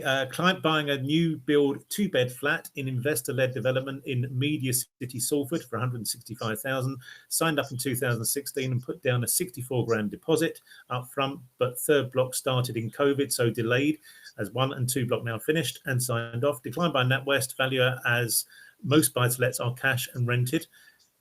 Client looking for 65% LTV and good rental in this area, £850 a month. I presume that is. Again, I don't see why, without sort of sitting there and running the numbers through the calculator, making sure it all works from an affordability perspective. New build means you'll probably need to get a val. It won't qualify for an AVM, but the val will probably tell us a lot that we need to know. So we can certainly consider it for sure. Yeah, I mean, 10,400 rental for an advance of around the 100 grand mark is doesn't not sound an issue. Yeah, it doesn't. I mean, just even with my limited maths, it's that should be fine. Probably one of those. If you got the valuation, Stephen, let's have a look at it, and we can tell you whether it's a go. I can't see a problem with that at all. Michelle's asked another question. Please advise what vulnerable tenancy you have appetite for, and she said in PDF document. Maybe provide a PDF document later. But do you have an appetite for vulnerable tenancies? So we do. I think we don't. I know for a fact we don't do like Serco tenancies and stuff like that. And I think generally we're okay with like council tenancies for vulnerable clients. But I know one of the things that we don't like is where there's circumstances where there's an element of overnight care. So if there's any level of overnight care, then from a legal perspective, I've had it back from legal counsel that that's not something that we generally tend to support. But otherwise, with vulnerable tenancies, we can look at them. The best thing I would say is maybe get a copy of the lease so we can refer it into our legal counsel before you kind of go to the trouble of getting the app in, and then we can refer it through them and see if they're happy with the content, and then kind of go from there. they're kind of reviewed on a case-by-case basis, almost is the easiest way to say it, in honesty, because they can it vary depends so what the much. vulnerable tenant is as well. Exactly. In That's some the cases, thing. Is the tenant there short term because they've got a drug problem? Is the tenant there? You can get juveniles who come out of prison. Exactly. It's such a generic. It's not quite as generic as you think, which is why we generally tend to get copies of leases and then revert them in for review to give you then the guidance on that. But again, I'm not going to rule it out. Absolutely not. Yeah, I mean, we've got through situations for pretty much every type of vulnerable tenant you can think of over the years. So they can definitely be done. Yeah. It's just knowing which lenders to actually approach on them sometimes, and what the level of vulnerability is. So yeah. Okay, there's one final. Oh no, there's two questions actually. I think there's two questions. Three questions now. I have a client looking at remortgaging 18 buy-to-lets in his personal name. Needs to raise around 125,000 for property improvements. LTV is around 60%. Yield's very good. How difficult is it to key the cases with you? He has 31 buy-to-lets in total. His only source of income is rental. Is this okay? Sounds okay to me. Yeah. Again, bread and butter specialist deal. Yeah, I was going to say bread and butter, and it's not difficult to key a case on. No, but I'm sure, Tony, you can vouch for that. So, well, I can't personally because I've not done it in quite some time. But I know the team have absolutely no problem with it at all. There are some lenders who literally, when you key a case on day one, want the client's inside leg measurement and the maiden name of their great grandmother type situation. Certainly, Shawbrook isn't one of them. I've been banging on about technology for the last 20 minutes. Like we're pretty good at that, to be honest. So yeah. Absolutely right. More questions coming in. Do you offer product transfers on buy-to-lets? So we do, but with the product transfers, it's slightly different. If they're in the last sort of 10 months of their actual term itself, then we can look at doing that. If they're coming out of a fixed rate, for example, it's slightly different. And then you've got to kind of review where they are with regards to the current product set and then take it from there. We may be able to do a little bit of something on them for the rate if they're an existing client, obviously coming out of a fixed rate perhaps, but it's more so that we have that product switch facility available for people coming to the end of the actual term itself. And we did exactly that, actually. I think it was towards the end of, beginning of this year, for a client that we met actually at a Shawbrook event, or it was a landlord show that Shawbrook had a stand, and they invited me to sit on the stand. And the only client that actually came all day to me and the three other brokers was one we got through Shawbrook. And we literally refinanced it or redid it. And Shawbrook were very, very accommodating on it with regards to what they would do, because it was an existing client, perfect track record, no issues whatsoever. So they were more than happy to obviously look at certain situations, existing client discounts, that type of stuff. So they are very good in that respect. Stephen's just added a little bit on and one more person's typing, but we are getting towards a time where I'm probably going to cut off. So, and my computer has just announced to me that it's about to do a Windows update, which is my worst nightmare come true. Thanks, Bill Gates. I'm not going to go away. Fine. Okay. Yeah, someone's typing. What we do, Jazz, if you let Simon, thank you very much once again. Thanks for standing at such short notice. It was literally yesterday morning that Jazz found out he was talking, but thankfully he likes us enough that he said yes. No problem. Honestly, you know, I'm happy to help you guys. Okay. Old friends. We'll let you go so you can work out a bit more, so you can get back your Peter Andre lookalike. Thank you. Thank you. Oh, okay. I've got one more actually. It's just asked this. I put a commercial case through Amiga, through Shawbrook. Okay. It got submitted in November. In March, Shawbrook were so behind that they didn't even know if they were able to help the client, even after the valuation. What is your service level like now? Okay, great question. And as I kind of addressed or alluded to in my presentation, service standards there was a period where, you know, if you'd asked me that question 3 months ago, I probably would have turned around and said, I don't know where we are, or I don't know where it is, which was awful, right? But now we had to make some restrictions to commercial appetite. So commercial was obviously capped at 1 million at 60% loan to value, etc. But as a result, you know, because we've kind of steadied the flow, service standards are pretty good now. So, you know, as I said, the digital stuff's ring fenced, 5 days max. Anything up to kind of 1.25 million on buy-to-let, 3 days. Anything more than that is probably a week to 10 days. So I don't think there's any real issues with regards to service, and the commercial stuff should be okay as well. So if you want to give it a go, then by all means, but maybe give it to Tony instead. Absolutely, because we've had one recently where I just made a phone call to someone I knew, because there was circumstances that had to see if I could make it just maybe move up the queue a bit quicker, and it moved up the queue very, very quickly. And again, we wouldn't ask unless it was a situation that, you know, was incredibly urgent. And we're not going to contact, like some brokers will contact on every single case, this one's urgent because every case is urgent. But this one really was, if we don't get this sorted, then the client's going to be in serious trouble because he was repaying other finance that expired. So, yeah, that's all I can say. I don't know what Amiga's contacts are like. That's all I can say. Mine are pretty good. Jazz, thank you very much. Simon will remove you from the room. What we're going to do, everyone, is we went slightly over time, but only because of the number of questions that were asked. But keep the questions coming. Absolutely.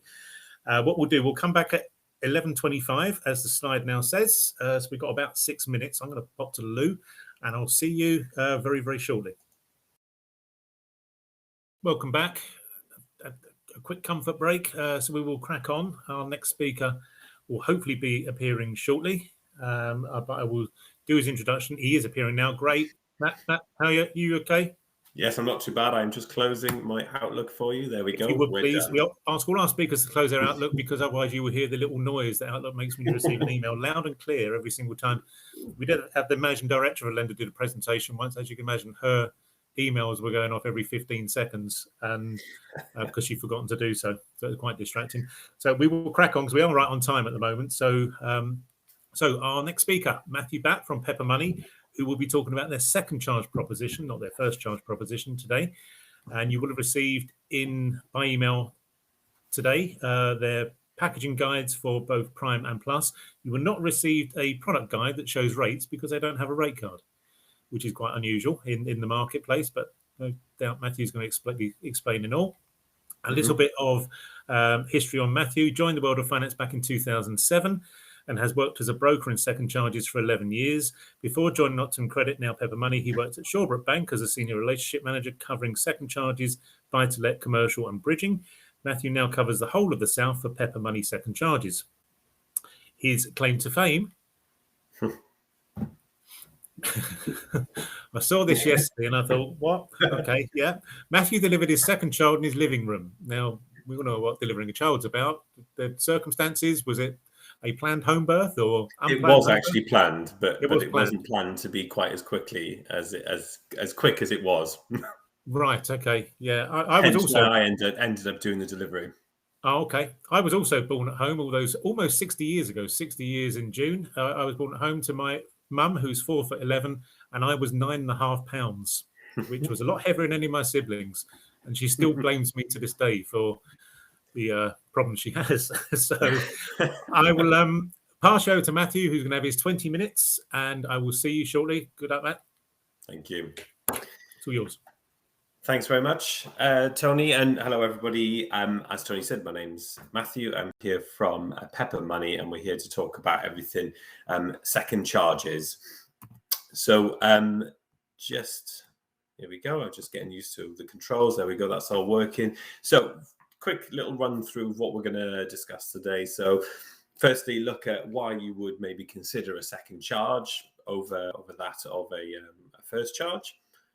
Why you'd use Pepper Money, some product highlights as well. So go through a bit of our criteria, and then we'll look at a couple of case studies as well to try and bring some scenarios to life for you. So first of all, so why would you consider a second charge? Well, I mean, really speaking, second charges, I realize of old had a bit of a reputation, but we are going back some time now. But I do realize that there is still this a little bit of a stigma sometimes around second charges, around some of the issues that we had in the past. So that could be with rather large fees, high lender fees, high broker fees, high interest rates, very complicated early repayment charges, all those kind of things. But now, with regulation, obviously, which is a great thing, which is what we needed, is we're aligned now to MCOB, to MMR, to MCD. Ultimately, we are here to offer the best possible outcome for your clients. So if a second charge does offer that, then of course that is something that you should be considering over and above the first charge. Now, there are lots of things that make us now very similar to that of a first charge. So not only the regulation and the fact that we are a regulated mortgage product, the things like that you see, so a copy of your ESIS, your mortgage illustration, they are now identical to that you would be used to seeing on a first charge. So nice and transparent. So the issues that I mentioned before around fees, you can clearly see what the lender fees are, what any valuation fees or any of the fees that are outlined on the ESIS. The ERCs are nice and clear.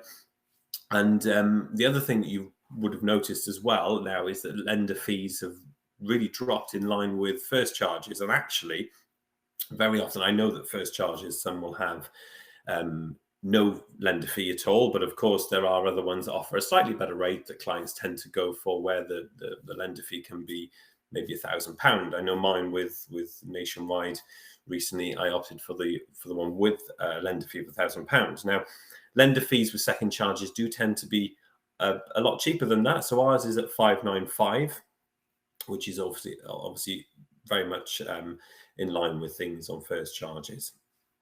Another reason why you would consider seconds is just the speed in which seconds can go from initial dip stage through to completion. I mean, I'll touch on some other bits in a couple of other slides about why you would use us for speed, but things are a lot quicker now than they used to be, and would be potentially against a first charge. So range of products available as well across the board. You've got your standard fixed products and variable products that most second charge lenders use, but ourselves, we're one of the few lenders, actually the only lender that offers a discounted product. And then we do also have an interest only product as well. So I'll go through the products again in a couple of other slides as well. Loans as well, loans spanning from 5,000 up to £1 million plus. The biggest one on this screen, probably that people have all kind of looked at, is the 100% loan to value. So we go to 100% loan to value. There are some other lenders that will go up to a slightly higher one, but we do go up to 100% loan to value. And as well, there's a nice slick journey as well throughout the process. What we've done at Pepper is really embraced tech. I know Jazz mentioned a lot about tech as well, but I think most lenders are looking to do this as well. We've got a digital journey now with using automated valuations. You can get dips pretty much within clicks of 3 screens. We use EID. We also utilize customer-facing apps like Nevo. So we've got a Nevo journey now where we actually use Nevo for our brokers to upload all documentation, but there is the option to use the Nevo ID and V checks, which is on an app that the applicants, some of you might have used it if you've taken out a HP recently. You know that you click a few buttons, you hold your phone up to your face, you do the little ID check, you take a picture of your passport, your driving license, and then that's it. And then you can electronically sign our documents. So really speaking, we're trying to really kind of focus on tech to try and make this an end-to-end journey to make things even slicker and even quicker. The other thing with second charges is that there are no legals. So yes, there is a land registry that we need to register our charge, but that's pretty much as the legals are. We need to get a letter of consent from the first charge lender, which is what the guys, Tony and his team would do. We'd get that letter of consent, and any conveyancing is done post-completion. So it's not there to hold things up for you at all. And as well, we offer products to a vast array of clients. So not only your prime applicants, but people that have seen, a couple of missed payments in the past or very recently. Property types, so non-standard construction, properties above commercial properties, high-rise flats, or people with non-traditional income. So that could be income that's derived from overseas or whatever it might be. There is a home for a lot of people with second charges. So some of them, these would be very obvious to you guys who deal with first charges a lot of the time, but some of the kind of reasons why you would opt for a second charge. So you might need to raise capital more quickly than the first charge can allow. I've already kind of mentioned about the speed of service. So that is really key, especially with ourselves, speed of service and getting applications offered within 24 hours of receipt of the pack is really, really important to us. So that would be one of the reasons. So the speed. Obviously, the biggest one right now is that applicants don't want to lose their existing interest rates. I don't need to tell you guys about that, but obviously up until middle part of last year, people were still locking themselves away on a 5-year fixed at very, very good rates. Now we've all seen what the rates have done recently, so actually there's a period now for the next 4.5 years where a lot of people are still locked away on very, very good rates, and they're not going to want to touch that. So if they want to get to the equity in their property, for whatever reason that might be, a second charge is obviously the best kind of option. Now, they may be on an interest-only first charge as well. So an interest-only, of course, switching to capital repayment might blow their affordability. So they might want to leave that in place and then look to raise money on a second. Now, it might be that they can't obtain a further advance from their existing lender. That could be for multitude of reasons. It could be down to a bit of adverse. Now, obviously, lenders like ourselves, we are okay with some small amount of adverse. So that might be a reason to come to us as well. Need to raise the money, for special circumstances. So that could be for a business purpose. So they've got an existing business and they're looking to expand. That's something that we can definitely look at. And these are some loan purposes that your first charge company might be a little bit might not be able to do basically for you. So the business, the tax bills, school fees, and debt consolidation. So you will know that with your lenders, you might be restricted to the actual monetary amount of consolidation that you can do, or you might be capped at an LTV. Well, I mentioned on the previous slide that we go to 100% loan to value, so we can do 100% loan to value and do a full debt consolidation at that level as well. So the next point is around ERC. So that really ties in with people not wanting to lose their existing interest rate, because anyone that is locked away, as you know, would be subject to an ERC as well. If someone does fail affordability with a high street lender or the existing lender, second charges, especially with ourselves, are more flexible when it comes to affordability. Of course, we all still have affordability assessments. We all need to make sure that the loan is essentially affordable for the applicants. But we offer, we've got 2 products. Tony mentioned the product guides that he sent out to you. So our prime offering will go up to an LTI of 6 times. And then our plus offering actually doesn't have an LTI restriction. So you could, if needed be, you could come to us as long as it passes affordability. You don't need to worry about LTI being an issue. So really speaking, a second charge really could be a potentially better value for your customers when they're on a very good deal. Obviously, there's the other things, like if they want to borrow more than a personal loan. So our loans start at £5,000. If they're looking for 30,000 or 35 on an unsecured basis, they may struggle for that. They may be capped at 25, but also it's the term as well. So if you're looking at an unsecured loan of £25,000, you're normally capped to 5, 6, or 7 years. Now we can look at the loan term over the same term as the mortgage, or slightly less. So we can look at 10 years, 15 years, to make it more affordable. And as well, if they want to look at taking a larger loan out and make it separate to their first charge, so they want to be able to, maybe they've had a change in job, so they're in receipt of more income now, so can afford to pay this down quicker than if they were to lump it in with their mortgage and keep it over the 20 or 22 years, let's say, that's remaining. They could opt to take it over 10 years and just pay it off that much quicker. So I won't go through in too many detail. This is just for you to see there some of the reasons, reasons for a second charge loan. Matrimonial settlements is a really big one. If someone has gone through a separation or a divorce and you're looking to raise money to pay the other person off. But the biggest loans that we see, the most common ones, are home improvements and debt consolidation. With home improvements, that's where we see an awful lot of the high LTV stuff. And I know people often do say to me about 100% loan to value, is that a little bit risky that you're going up to 100%? How will the applicants potentially look to remortgage when they're up at such a high LTV?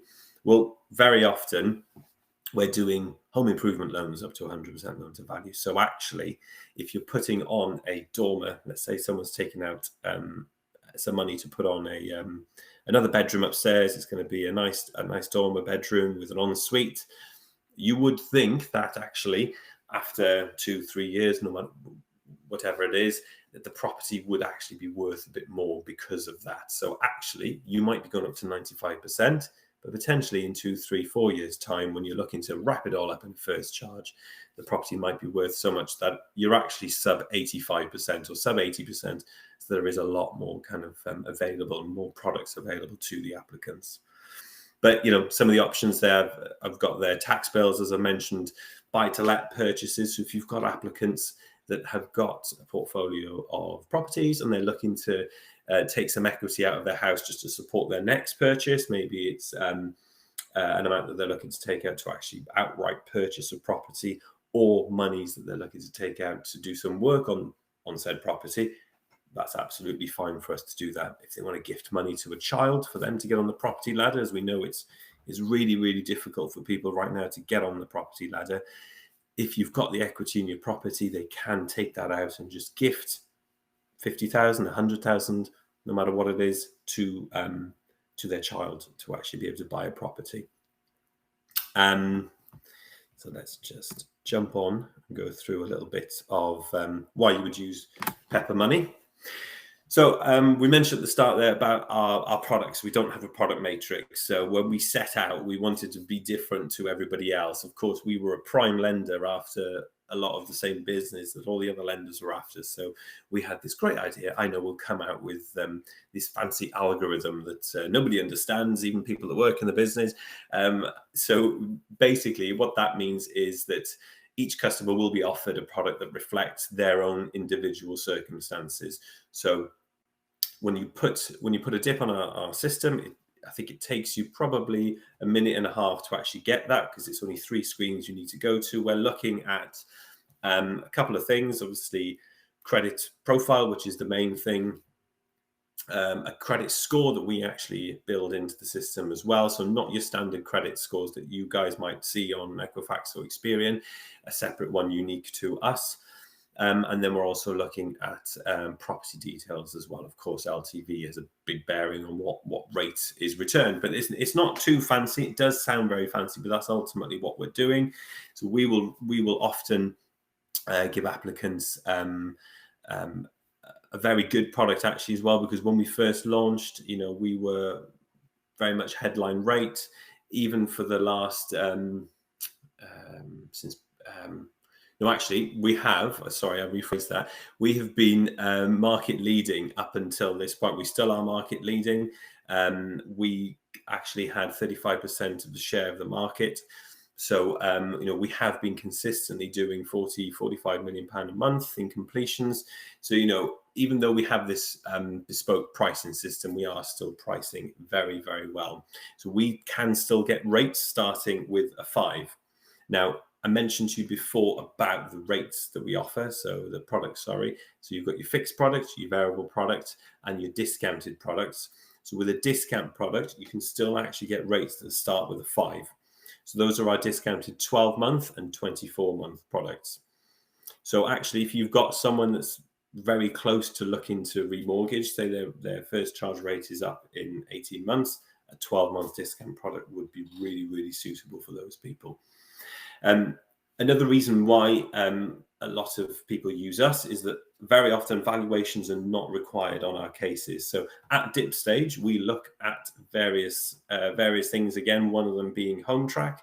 If we think that the estimated valuation that's keyed in is very close to that of the home track has been returned, we'll be very happy to offer the loan. Let's say it's a £50,000 loan at 85% loan to value. We're very happy to offer that with a no valuation.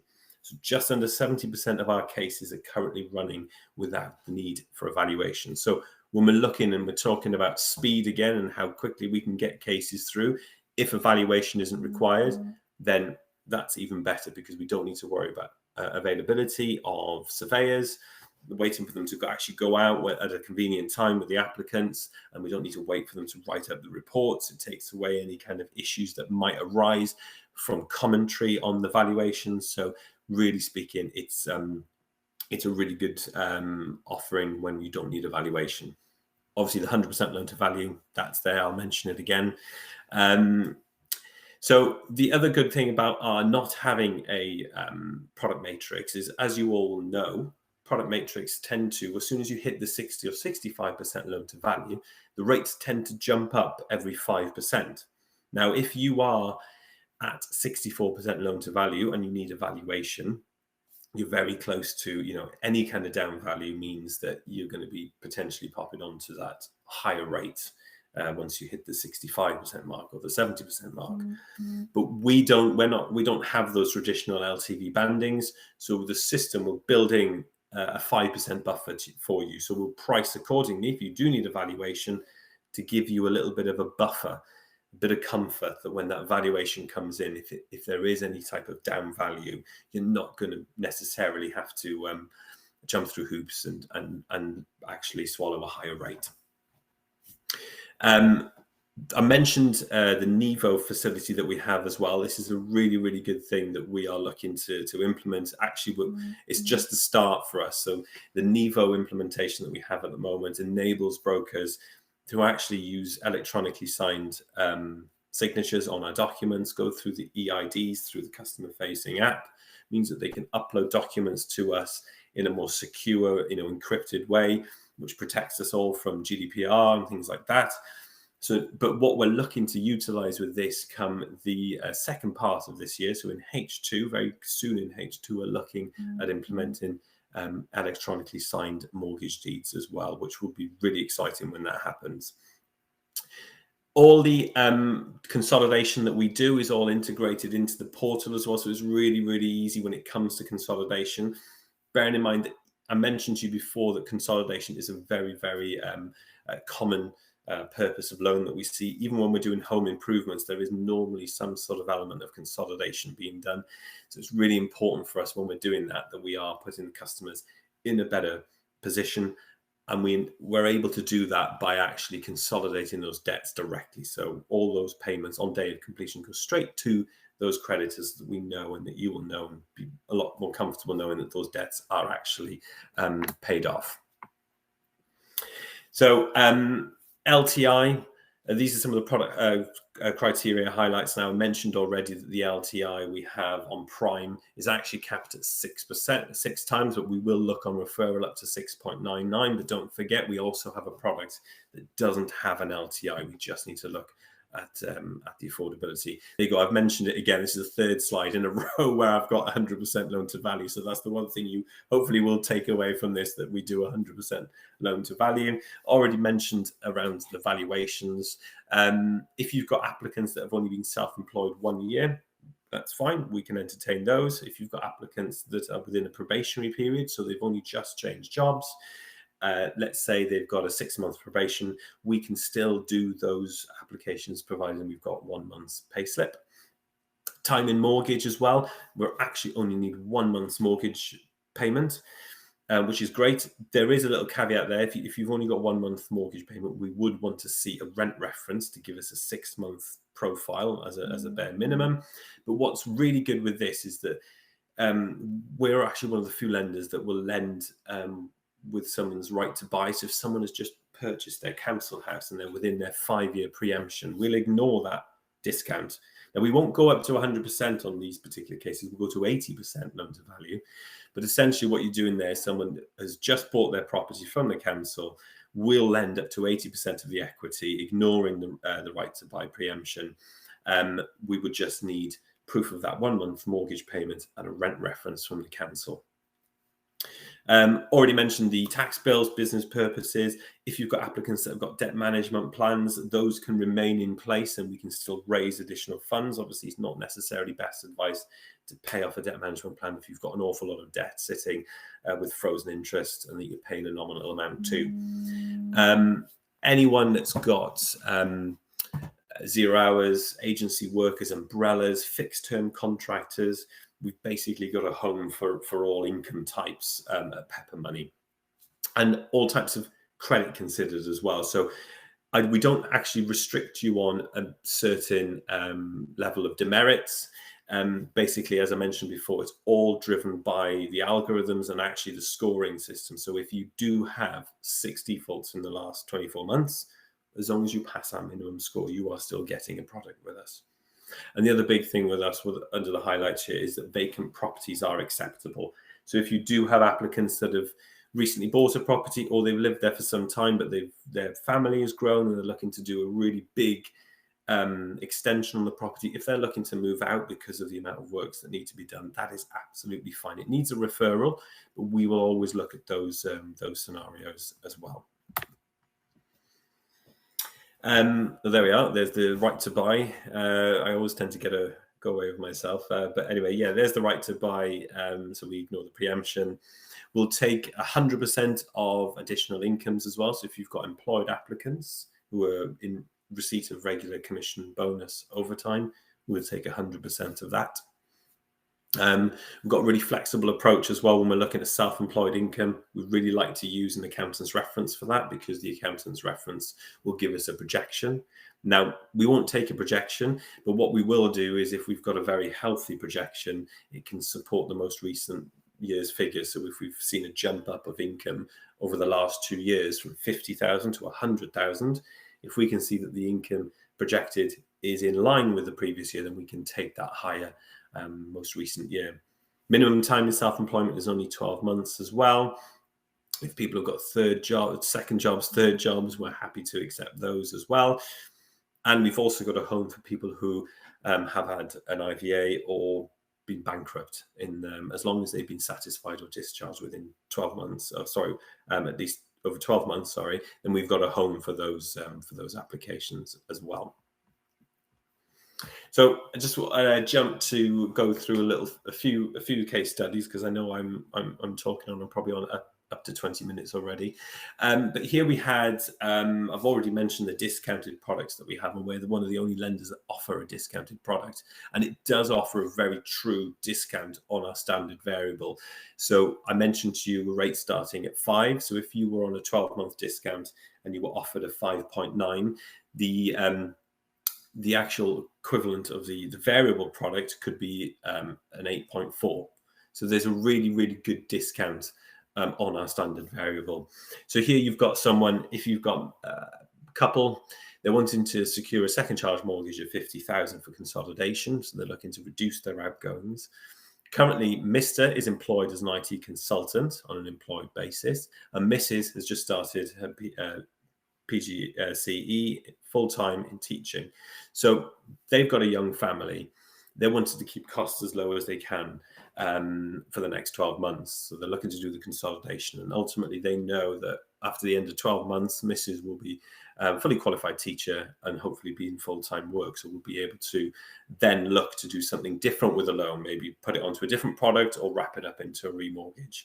So actually a 12-month discount product would be really, really suitable for these guys to keep costs low, do that consolidation, so reduce their outgoings that way, and also keep the costs as low as they can on the second charge until they're in a different position in 12 months' time, when they can look, like I said, to remo or actually look at other products available on seconds as well. So a few other case examples here just before Tony comes back on. But if you've got a customer, let's say, who's looking for 300,000 to purchase a house for their father, so actually they're not necessarily benefiting for the loan, and some lenders might get quite itchy about that. Now, we've actually done cases like this, and what we've said is that, subject to the applicant getting independent legal advice and understanding, what he's getting himself into by taking out the second charge, we would be very happy to do that. Clients with only 8 months remaining on their first charge mortgage. Now, we've done cases like this where actually our loan has been longer than that of the first charge.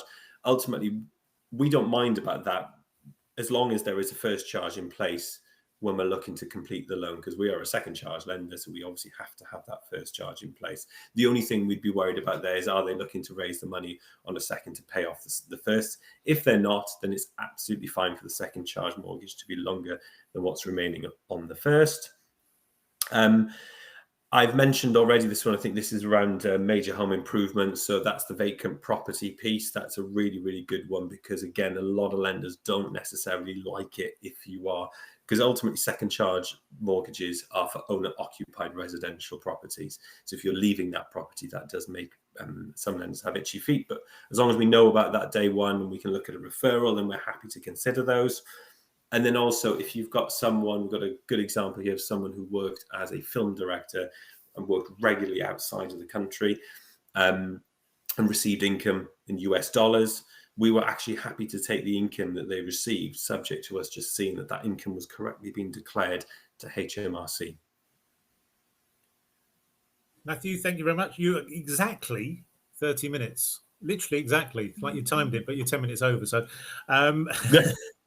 so what we do? Did I really speak for that long? I do apologise. Yeah, I know it doesn't seem like it, but sometimes I know myself. You can get carried away, and all of a sudden you think, "Wow, how have I spoken with that?" We've got 4 questions, which I'll run through very quickly because I just want to make sure we stay on time. Paul Rhodes has asked, he's puzzled with this 100% LTV. Who decides on the value? So, yeah, good question. If I mentioned before, a lot of our cases run on AVM. So at stage of dip, you're putting into the system, let's say you're looking for 50,000. As long as it works on an AVM, if the AVM is pulled through and the LTV is under 100%, so it could be at 99.99%, then we'd be happy to do that. If it needed a valuation, obviously it would be down to the surveyor to go out and value the property. But ultimately, if it's not a physical valuation, we're relying on a home track valuation in the background. Okay. Ketan has asked, is there a minimum income required for the high LTI multiple? No, there isn't. There isn't a minimum income because it's still all subject to affordability. It still needs to pass the affordability tests. Right. Ben has, I won't read the whole question, Ben, but basically, are you able to pay off Help to Buy loans? Yes. Right. Absolutely. We do that very often. It's a bit more of, because I've talked about slick speed of service and all things like that. That's when we're in control of it. All I would want to highlight with Help to Buy is that there is a solicitor involved. And whenever that happens, things do tend to be a bit slower. But yes, Help to Buy, England, Wales and Scotland, we can pay them all off.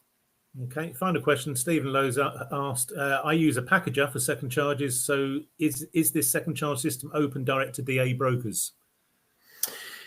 Ourselves, well, it's a very, one of the things we always ask, because we'd have to go through a fact find if you were looking to come on board. One of the things we would always look at, are you a specialist in this field? Do you regularly transact in second charges? Do you have a panel of lenders? Most of the time when I do have conversations, I do steer people towards packagers like specialists, because purely they have a panel of lenders.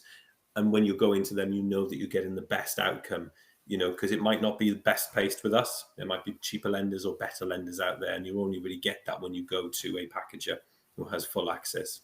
Okay, Stephen, all I'd say is if you're using the packager currently, you should be using us because we don't charge packager fees. Say that.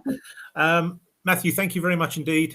Simon will remove you from the room and we will crack Perfect. on. Thank you once again. Thank you, Tony. All the best. As always. Just whilst we're waiting on the next speaker to come on board, if you are on LinkedIn, I've been spending my time not only listening to what the speakers have had to say, but also connecting with about 40 of you on LinkedIn. So if you receive a request from me, please accept it. I'm just waiting for the slides to move over, which they have. So we're slightly behind time, but nothing to be too worried about. So I'm going to introduce our next speaker, who's an old friend of ours and our shows. He's done many of our shows in the past. And there he is. Jamie, can you hear us? I can. Can you hear me? Absolutely perfectly. I can see you've got the Glenhawk. There you are, branding behind you. So all we can see is Grillo because your head's right in the middle. But not to worry. I will rush through this because I want to hear what you've got to say. And I know you've got a lot of slides as well. So, and don't forget, it's only 20 minutes. So here we have Jamie Pritchard from Glenhawk, a director, no less, of Glenhawk. I'd say I've known him for many, many years in his previous guys and his previous companies. You will receive this from us this morning. So here it is, the Bridging Product Guide from Glenhawk, covering every single aspect of what they do. A little bit about Jamie. He had 20 years of real estate lending experience, and he joined Glenhawk as Director of Sales in 2021, moving from Precise Mortgages, where he spent nearly 7 years, the last 5 as Head of Sales. During that time, Jamie led a team of 15 sales managers, where in 2019 he oversaw 2.8 billion of mortgage originations.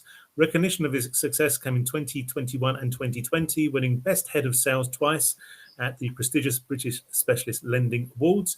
He previously worked at the Principality Building Society, where he was a business development manager and interim head of intermediary sales. In his spare time, Jamie produces and releases house music, which you can find on wherever you stream your music. I need to ask my sons. I don't listen to house music because I'm an old kid. So, but my sons do all the time. So I'll ask them if they. Do you go under a name, Jamie? Is it? I do, but I'm too Grillo? embarrassed. I'm too embarrassed to say what it is. Go on, say what it is. Go on, MC. What? Go on. No, it's not. It's my producer named Naked Ambition. Naked So Ambition. That's where, there you go. yeah, that's why DJ on and all that. So there you go. Welshman Excellent. going red. My apologies. His claim to fame. This is a new one to us. Jamie's wife was on the Pop Idol final with Gareth Gates, Will Young, Darius, etc., and was also an actress on Brookside and Emmerdale. Is it Jessica, by the way? No, it's not. No, I do it's know not. Jessica. I even Googled this yesterday, and I thought it's got to be because she's from Wales. No, Jessica. No? No, it's not. No, it's not. Claire Pritchard, Claire Darling was her stage name. She's done loads of okay. different things, but All right, she's got the that. talented one. I'm the one who works in Pritchard. Got that completely wrong, so I'll have to let my wife know earlier on because she was Googling it herself this morning when I told her. So there you go. So complete waste of my time doing that because I got it wrong. Jamie, over to you. 20 minutes, I'll come back. Perfect. Good luck. See you then. Perfect. Hello, everybody. The second Welshman in a row that you're going to be listening to. So the Welsh are taking over, but thank you for everyone listening to us today. As I said, great introduction by Tony, a known specialist hub for ages as well, and really good packages that can really help you out. And sent us a lot of deals through Glenhawk as well. So thank you for that. Yeah, I'm the director of sales here. I've got an amazing sales team that help out the specialist hub with a lot of what we can do. I want to just go through a few areas here because I've got a few promises over the next 20 minutes. I promise it won't be 30 minutes. I won't kill you with criteria because who wants to be killed by criteria? I want to show opportunity because let's make no bones about it. I've never met a customer that wants to take out bridging. But I've also never met a customer that wants to take out buy-to-lets or residential. They always want to buy the thing that actually supports. It just happens to be that we're, mortgage advisors or lenders, and that's what we need the customers to do because we haven't all won the lottery and you can't buy properties unencumbered. Bridging is one of those solutions, though. I think that actually, if we can turn our minds onto it, we can actually really have a think about really good opportunities. And I'm going to give you some of those as we go through this. Let's have a look at some of those market forces. Apologies, Tony, I wasn't able to hear the start of the talk today, so I'm sure you would have gone through some of these areas. However, let's just go through a few. The base rate would have been probably, I'd say, settled by now, but I think there may be one more rise in May coming into it, but that's just obviously causing volatility in the market and different rates, and we all know what happened when Liz Truss had her little go at running the country. What all these things have caused, let's put a bridging slant on this, has caused actually a little bit of funding pressures out there. And what that means is that some of the funders who obviously fund these bridging lenders have become a little bit nervous. And so it's really important through the specialist hub to pick the right lenders. Those lenders know how the specialist hub knows how those lenders are funded, because lenders can pull deals at the last minute or change those deals. They could actually say, do you know what, I like the deal still, Mr. or Mrs. Broker, but actually what I want to do is lend off a 180-day value or 90-day value. The deals change. So really understand not just the importance of the exit of the bridge, which you'll hear bridging lenders talk about, but also the entry to the bridge, making sure that the bridge is the correct thing for yourself. Also make sure that you're aware of which lenders have got fixed or floating rates. Remember, floating rates in bridging. Floating rates in bridging have only become a thing as rates have been going up. I believe floating rates are only for the benefit of the lender, not the customer, because these floating rates were not offered in times of when the times were good. So beware of those that are doing that. Obviously, Glenhawk have got fixed rates, and you know where you're going to be over the lifetime of your short-term finance.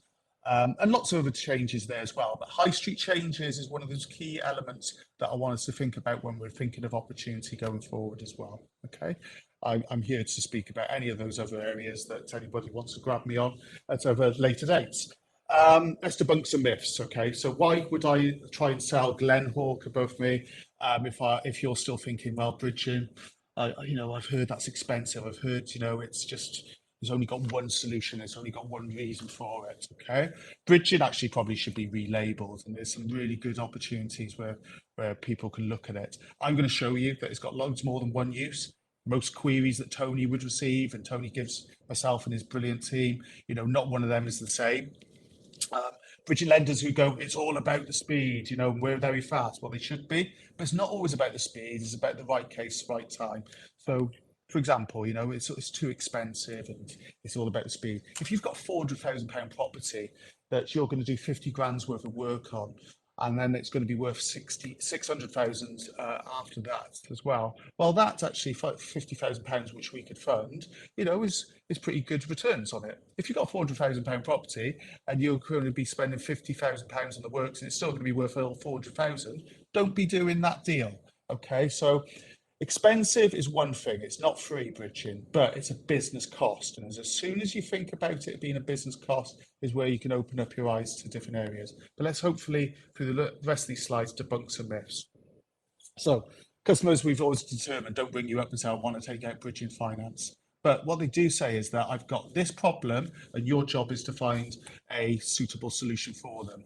Auctions being a key one. I had a broker the other day say to me, what, was bridging suitable for auction finance? Well, my retort was, I wouldn't go to a buy-to-let lender, or in this case, because it was unregulated, buy-to-let lender, and put my 10% hope on the line that they're going to be able to complete on that within 28 days. No slight on the buy-to-let lenders, but that is obviously from someone who's come from that background. I know what the SLAs and the service times are, and remember, on auction, you have got that 10% at risk that need to complete generally within 28 days. Marketing loans, equity release.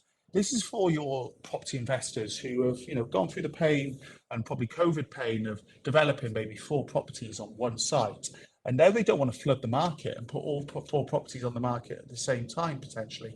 They want to actually have extra time to be able to either market them at the appropriate amount and get the appropriate amount of profit from those. Bridging finance allows you to do what's called a development exit, allows you suitable time not to flood the market, plus also to draw down on completed or part completed projects. So you can do where the project needs to finish and just to exit from that development finance, an ability to move on to the a next project. Those projects always seem to overlap, and that's the power of an entrepreneur being a property investor. Uninhabitable properties and heavy, these sort of heavy refurb type of properties. I'm sure you've all got stories that you can bore people down the pub with about valuers who have come back with nil valuations. That property can't be worth nil, but it's worth nil to that lender. We look at those properties and those properties that need either a little bit or a lot of TLC, and that's bridging finance all day long, where you can raise 100% of the costs, you can lend against what the end value would be, and you can move on and get extra value from said property. That's bridging finance. Actually, let's stop calling it bridging finance, because bridging finance is the same, gives me the same thought that when my wife says the plumber's been round and he's given you the bill. Or I've heard that's expensive, or I heard that thought. Bridging finance does bring those same connotations to some brokers and a lot of customers. Bridging finance is basically short-term transitional finance. Transitional finance to get the customer from where they are at the moment to where they want to be. And the bridging is the bit in the middle. Okay, whether that is refurbishment that needs to be done on the property, whether it's a planning change that where someone wants to buy a property but change the planning sense of that property, or maybe it's just to buy flats that's all in freehold at the moment. Maybe it's a multi-unit block and they want to split that into leaseholds as well. All these things allow you to do that, and bridging is that transitional finance that allows you to do that. So transitional finance, also a very good marketing tool, by the way, improvable for a few brokers who do use this. But I'll leave that up to you and your marketing teams to determine that.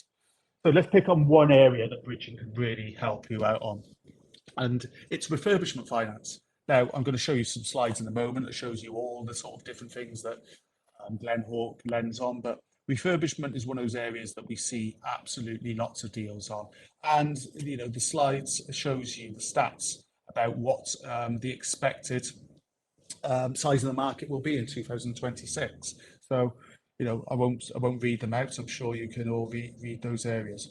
But what I get a lot of questions for, especially in a fluctuating market, as we said, with there's market considerations where the price of materials are flying because of inflation, because of the macro economic climate out there. Some customers say to me, Jamie, if you were picking up one of your properties at the moment and wanted to do refurbishment, which properties would you pick? Ones that you could actually develop under permitted developments, or ones that you could, where you don't need to go for planning, that is, or ones that you need to go for planning play? And of course, the answer is, it depends. But it depends on the customer's business plan. It depends on different areas. Well, I'll tell you what the government have done. They've done a lot of bad things, as we know, but this isn't that sort of webinar. But they have done some good things. Don't fall off your seats. They have done a really good thing regarding permitted developments and opening that up for investors during COVID. And one of those things that they actually did was opening up the use classes and what could be changed from commercial to residential within permitted development rights. What is the Welshman going on about? So let's have a look at this slide. We've got all of those different types of properties on the left-hand side. And now picture your local high street or local high streets around you. I bet you've got quite a lot of empty either travel agents or estate agents and empty commercial that used to be used and needs to be repurposed. Well, the government actually changed back in 2020 the ability for all these things in the area on the left-hand side into a Class E. Class E use class, there's not a test at the end of this, will actually allow you to change a restaurant into an office or a bank into a retail shops. And you can do that under permitted developments and don't have to have a change of use. Good, saves you time. I'm going to show you the benefits in a moment. However, what they actually did in August 2021 is created what's called a Class MA. And that allowed you to change these Class E's, stick with me, these commercial properties on the left-hand side into residential properties.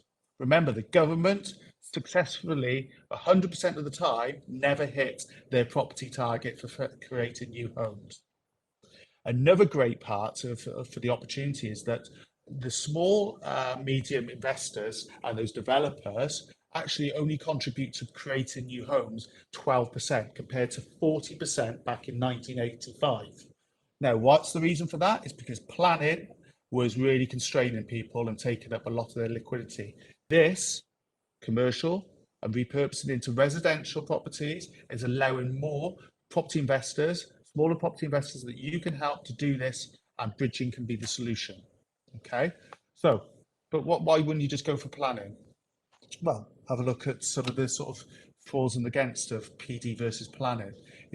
PD rights, it's factual. You know where you can be. You can put in a permitted development application and within 56 days get your prior approval signed off and get your PD notice through. You can get on with the job. You can select what your dwelling mix needs to be. You don't need to be taxed by the council with a Section 106 or, told what's dwelling mix with affordability and affordable housing that you need to have in that as well. And they won't tell you what space standards they need. Compared to planning, where you're at the whim of the council and the whim of the planning officers about what they want to do with those. That's why, if I had the choice, I'd choose permitted developments over planning. So there's lots of opportunity, and I'm seeing lots of people do this. It doesn't mean that you can just do anything with a property, and you still need to pass that prior approval application within those 26 days. And this is the slide showing you here some of those areas that those planning officers will be looking at, to the local areas, whether there's flood risk, whether there's noise problems going to be created. The noise one's an interesting one. If you're building next to a nightclub and you're building a block of flats, you can't now put the nightclub out of business. The nightclub was there first, so it's all those areas. But I suppose it's around lunchtime and we won't go through the contamination stories that I've got en masse. Why else do I think that investors should be looking at this? And remember, this is, as the Welshman talks to you, an English thing. So these are English rules for this Class MA. But this opportunity to repurpose these defunct commercial properties, and they do need to be vacant. You can't be buying a property and kick out the tenants and then change it to residential flats. However, there is baked in profit. Best way I can suggest that. So if I worked for like a previous lender, good lender like Pritchard, and I did a buy-to-let, with them, if that buy-to-let had a tenant in it or it was vacant, the valuer is going out and valuing that property from Principality surveyors in exactly the same way. They're doing it on bricks and mortar basis. However, commercial property is valued differently to that. they will be looking at the sort of the vacant commercial property value of it.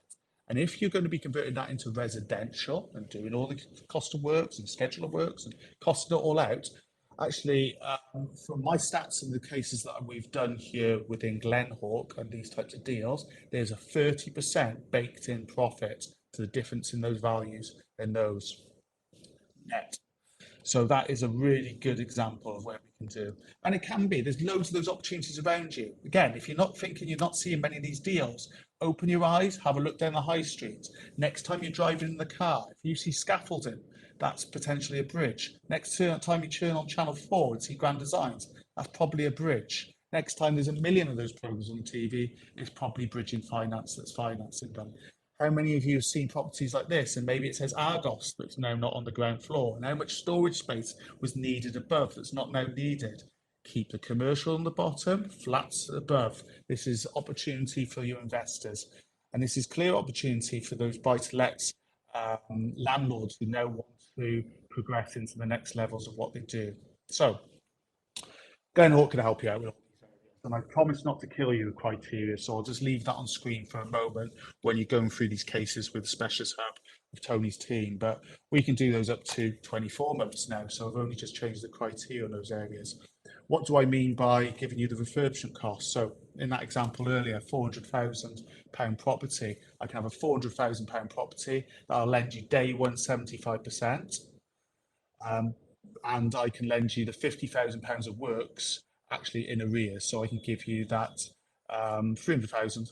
I can give you the 50,000 on top of that because I'm basing it on the gross development value, the end value of what then you're determining that property is going to be worth after works. So that doesn't have to just be liquor paint. It can be heavy works that you're going to be doing to those properties as well. So lots of opportunity when it comes to refurbishment. And, you know, I'm sure you've had buy-to-let lenders on here today saying that they need those properties to be an EPC rating of C. And there's a lot of confusion for landlords about obviously what the EPCs need to be at the moment. But if your exit to a bridge is going to be a buy-to-let and it needs to be a C, well, we're allowing you with this EPC Boosting Initiative actually a rebate, and we're going to be paying you up to 0.5% of the total facility amount loan back to the customer. So another good reason bridging doesn't need to be expensive, and nor does transitional finance. So lots of good reasons why you could use us, which would be standard for the high street lenders, but not so much in bridging. We don't lend off 180-day or 90-day value. We lend off OMV.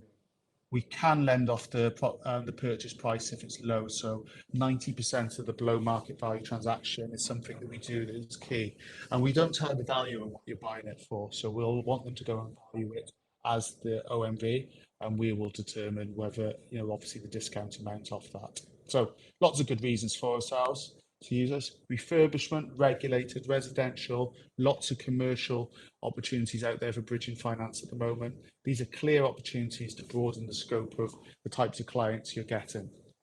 The last thing I want to touch upon, and this is actually a really standard example, but we are seeing an absolute record months 3 in a row for regulated bridging. And I think this is down to more, you know, brokers understanding that bridging is a viable solution to use in this regard, and customers just being able to utilize this type of finance. But Mrs. Dolan was one of them who wanted to buy a flat. She's actually doing the reverse of COVID. She wants to buy a flat now and move back into the town or city centre away from the house she's in at the moment. She has minimal adverse, but she also doesn't want a mortgage at the end of this. And why should she? Because you know, she walked into a local estate agent. She said she wants to buy that flat. Their first question is, has she sold the property she's in at the moment? Taking both of those securities on under one deal allows us to cross-charge against the equity that she had in the background property. We can do that adverse, so it doesn't mean that she has to have an increased rate because of the adverse she's got. She doesn't need to have ERCs because there's no ERCs on our regulated bridging at all. And she's able to exit after 9 months in this example, able to buy that property. She's got that peace of mind. Bridging allows you to act like a cash buyer, you know, and it can be very quick, of course, to go through those things. AVMs, title insurance, it can really reduce the cost. So regulated bridging, the biggest times of seeing regulated bridging is where you want to repurpose property and do refurbishment on it as well. But lots of different things that we can help you out with. So that is a whistle-stop tour, and keeping to the 20 minutes that we suggested on it. There's a lot of reasons that we can think of. So, let's start back to some of those myth-busting elements that we said about bridging finance only has one use. Well, I've shown you that it's got lots of uses for that. Bridging finance is too expensive, not if it's sold as a business cost. And again, regulated, you could do the best deal in the world when it comes to regulated, but the customer's not going to say to you next day, oh, I really enjoyed that, let's do it again. It's a need-based solution, but it has to be considered cost, and you need to be given the appropriate advice for that. Speed is one thing, but actually, if you're doing it to buy a property, and we all talked about, rental yields at the moment, the stress tests, I'm sure that, pressurising a load of landlords, if you can buy a property and do it up, and then create more yield at the end of that by doing it up and actually getting a different type of tenant, then God, bridging could almost pay for itself in those regards. So it all comes down to the business plan itself that you've got with those customers. So I've been Jamie. I've been sales director at Glenhawk now for 2 years, and I'm seeing us go from strength to strength. Loving working with Specialist Hub, and I just hope that that's helped you out over the last 20 minutes. And any questions, I'd welcome them. Jamie, superb. Thank you. I should imagine everyone else says exactly the same. It's great sometimes just to hear from a senior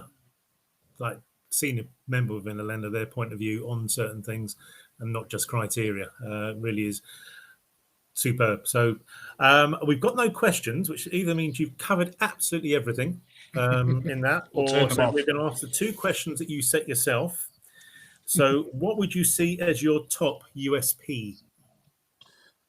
I'm well known for saying out there that there's no USPs in bridging, because I think bridging is its USP itself, because uniqueness means that there's so many bridging lenders that some overdo it. So, that's my reverse sales technique.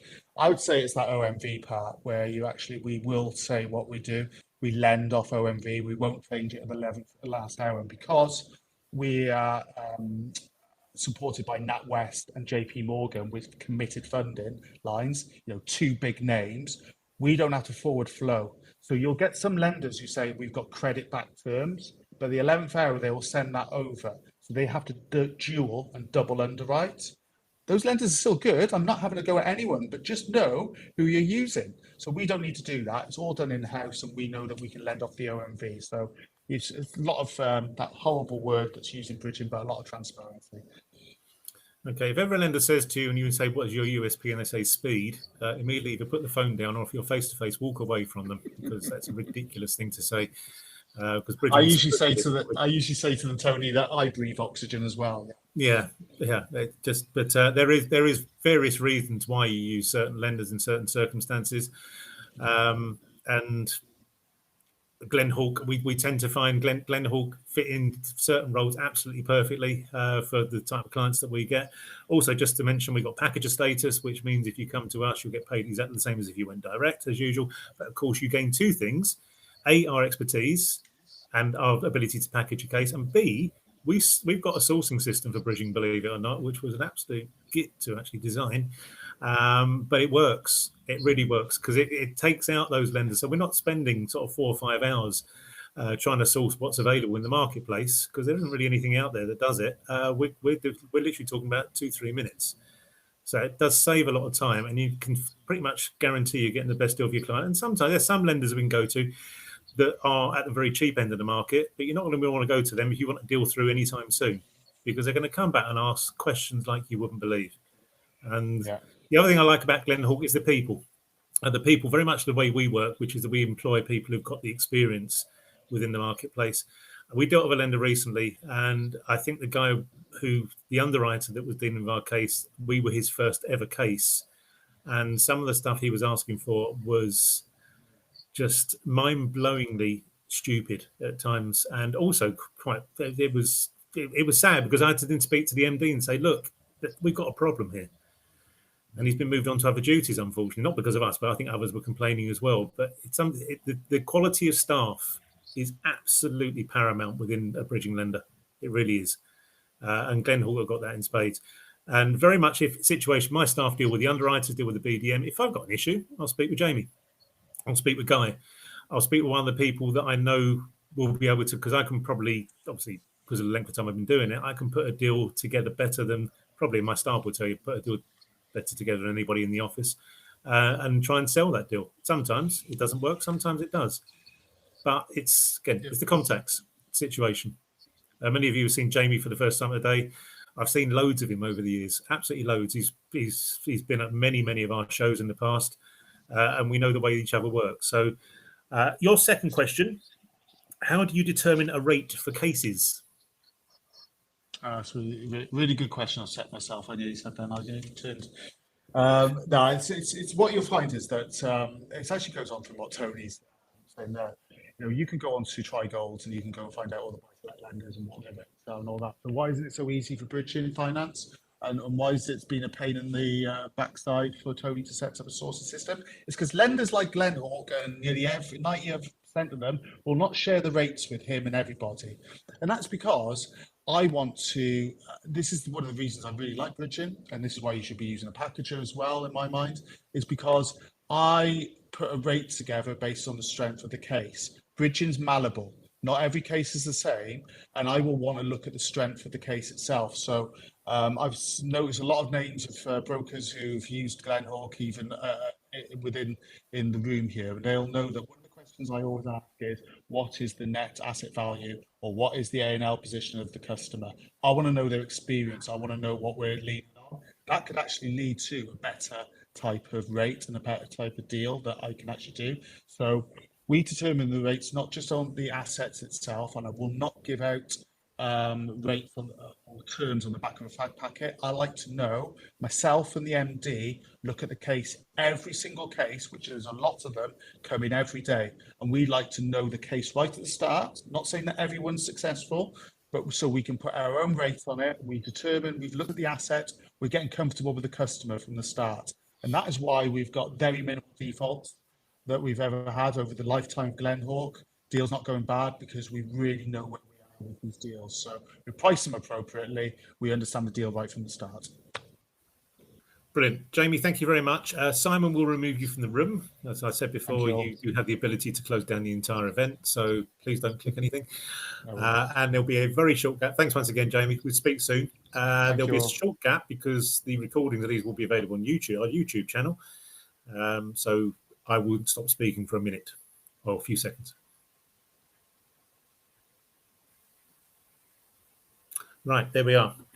So this is me. Now, this is a new presentation for those of you, the 70-odd% of you that have attended these in the past. Some of the slides you'll recognise, but there's a few that we're trying out for the first time. So please bear with me. I was working on these until very late last night. So I always start with a little bit of what's happened recently. No, I don't. For some reason, that's jumped right to the start. So I will try that again. Good old clicker. Right, what's happened recently? From today, and I'm still waiting on these, I had a phone call literally about 20 minutes ago with the director at Castle Trust. Because of the level of business we do through them, we have some exclusives coming. There will be a 75% LTV exclusive from Castle, which will be cheaper than their main competitors. I'm sorry to say Shawbrook's on there as well because they presented today, but that is coming out literally anytime now. They're just trying to finalize a couple of bits. So those of you that we've told about this, please be patient with us. It is almost there. Let's just waiting for final sign off. And we also have an 80% LTV, net LTV for light, medium and heavy refurb bridging loans, which is proven to be very, very popular as well. So again, that's where a sourcing system does come in handy sometimes because we can see those deals straight away because our system will work out the interest payable over the proposed term, etc., etc. And because that's a net deal, makes things a lot easier, as you can imagine. So that's two coming.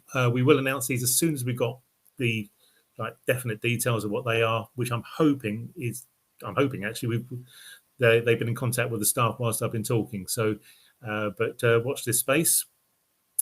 New for 2020. This is later on. This is just me warning you what's going on. You'll be able to download all the documentation you want, including also access to future shows that you can sign up for and ones in the past that if you have missed them. And you'll see that little bit says click here to leave feedback. Don't try and click on that on the screen, by the way, because it won't work because this is a PDF slide. But that is what will appear towards the end of today. When you click on that, you then means you leave, and you can then access the feedback and everything else and download anything you want to. So that's coming up. Just a bit of a warning. And also, I'm just going to mention again, Sutton the Specialist with Robert Sinclair on the 25th of May, coming up, talking about all things consumer duty and the FCA. And like I promised, I'm not going to be slagging off the FCA today at all, because I'm a much happier Tony these days. So information about us. This is mainly for the ones who haven't watched before, about us and what we can do for you. And there, I'd say there's quite a large number of people today who have not attended one of these before. So you probably never heard this before. So we always start with a little bit, you don't know who I am, you don't know who we are. We could be talking, basically giving you the biggest sales pitch in history about how great we are. Well, this is 2 slides coming up of basically just what we're like on compliance alone. If you speak to anyone in the market about what we're like with cases, it will pretty much be positive pretty much every single time. But this one, basically, in essence, they said we was a country mile ahead of all of our competitors that are NACFB members. This is back in July 2017, just purely because of the way we work. We take compliance very, very seriously, and also take compliance seriously for our broker partners as well, which I'll come on to in a moment. This was the second one, which basically just said that there is a best practice, AML, data protection.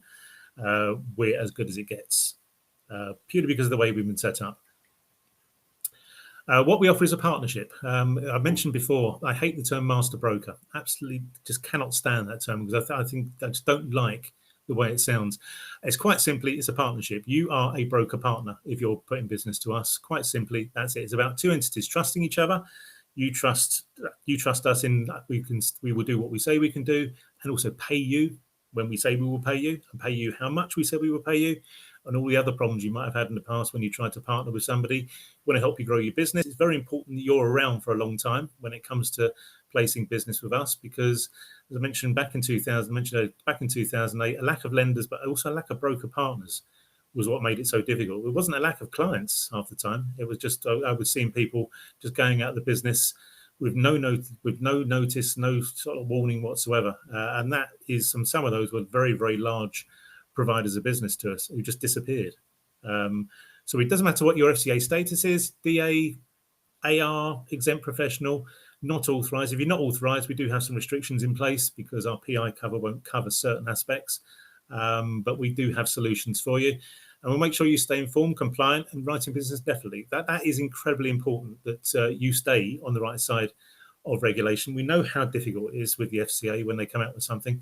Consumer duty has been yet another something that's been introduced, and they say it's the biggest thing they've introduced probably in close on 20 years. Well, the way they've actually introduced it has been nothing but appalling.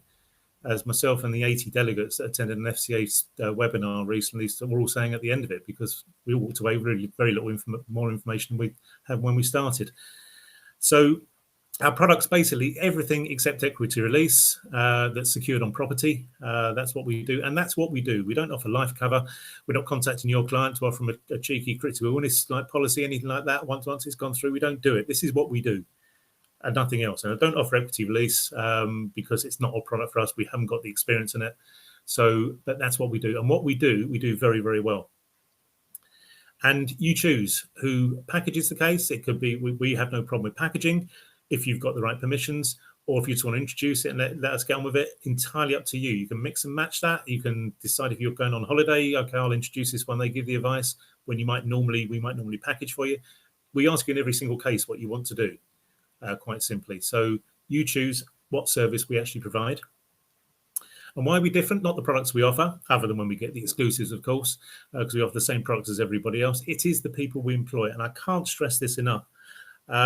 One of you mentioned earlier on about using another packager for second charges.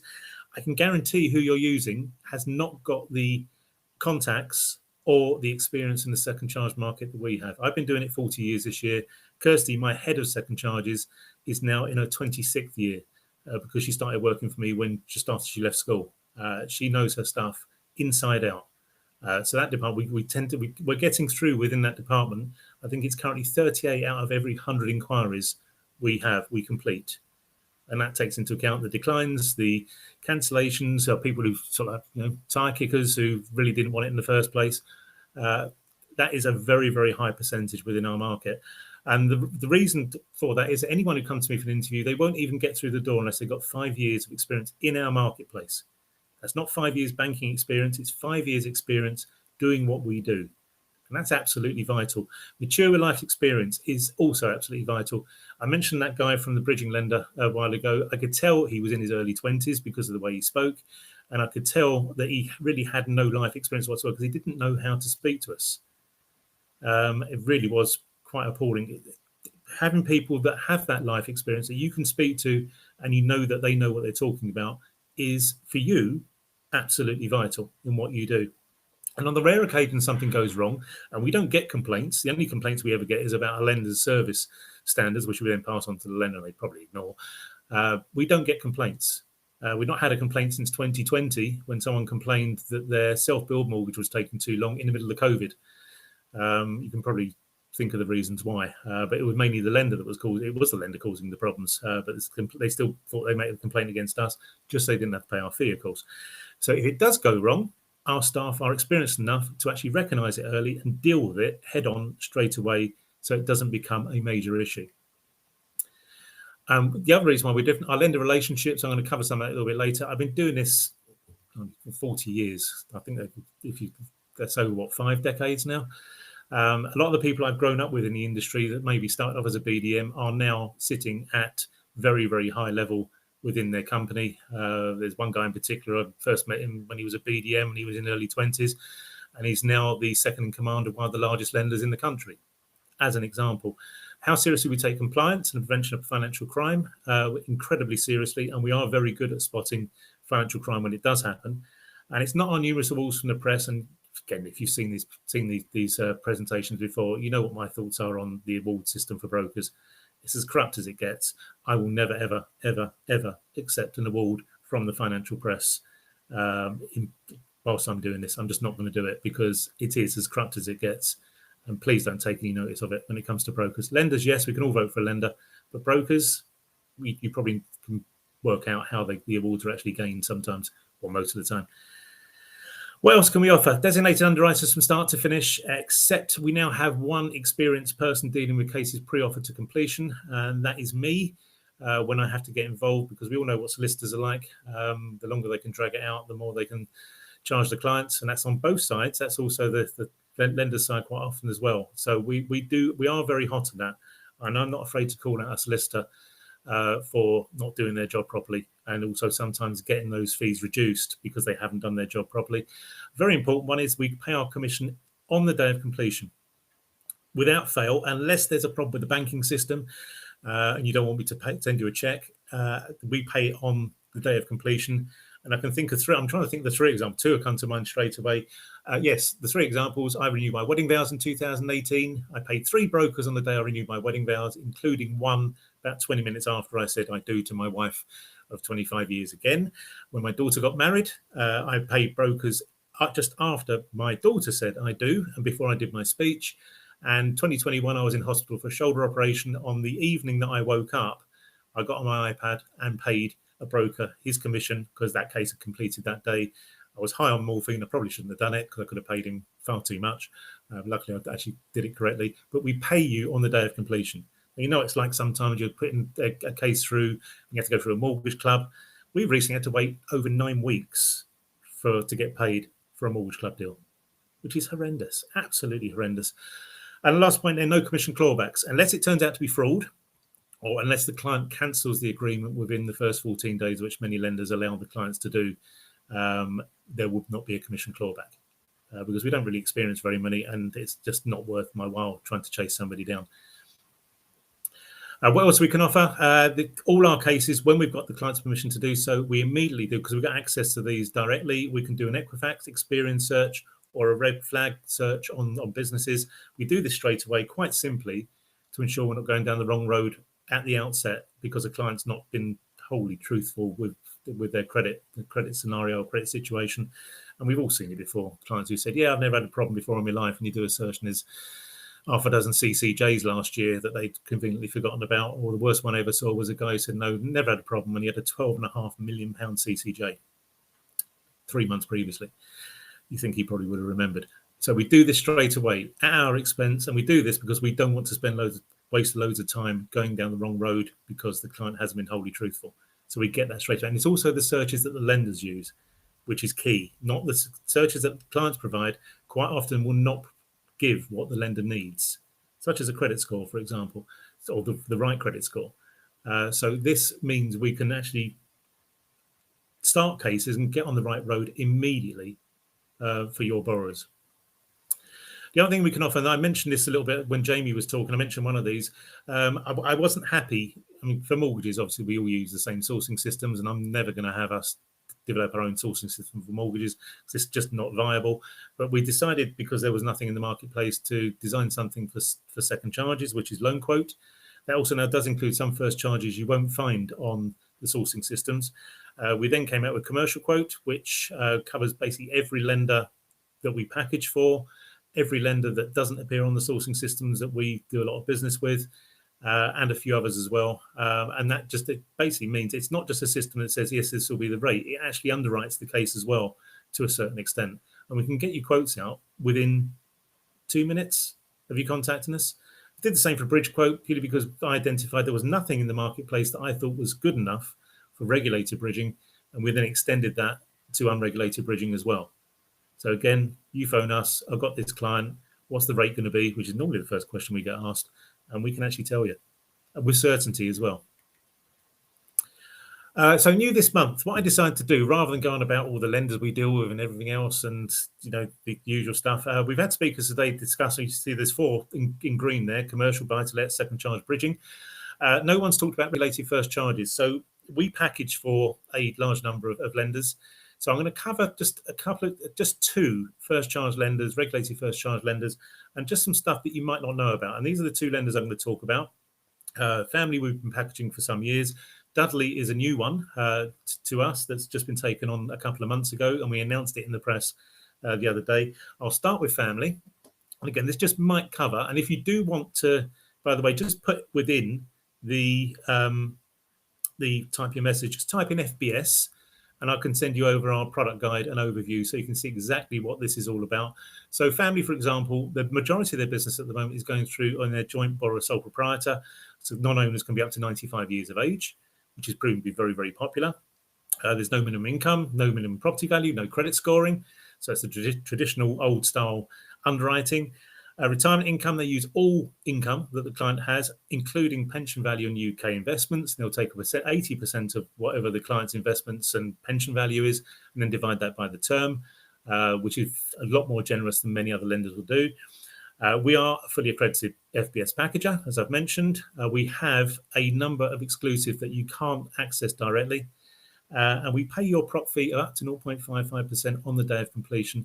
And for the time being, we are not charging packager fees on FBS business. So if you are using FBS or you haven't used FBS before, add them to your sourcing system sort of list of lenders, and there will be cases that you will be able to now do that you couldn't do previously.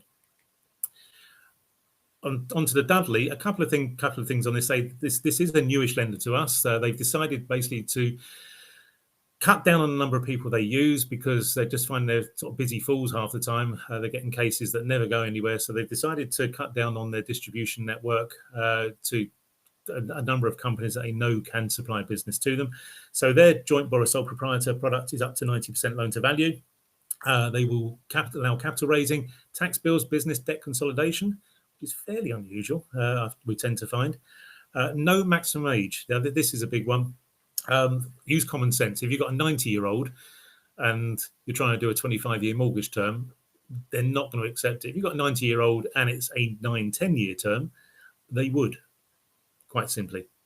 So a little bit of common sense. Expats, common sense here as well, because they can live almost anywhere. The way they work is if you will be prepared to live there, they will lend to that borrower who lives, that expat who lives there.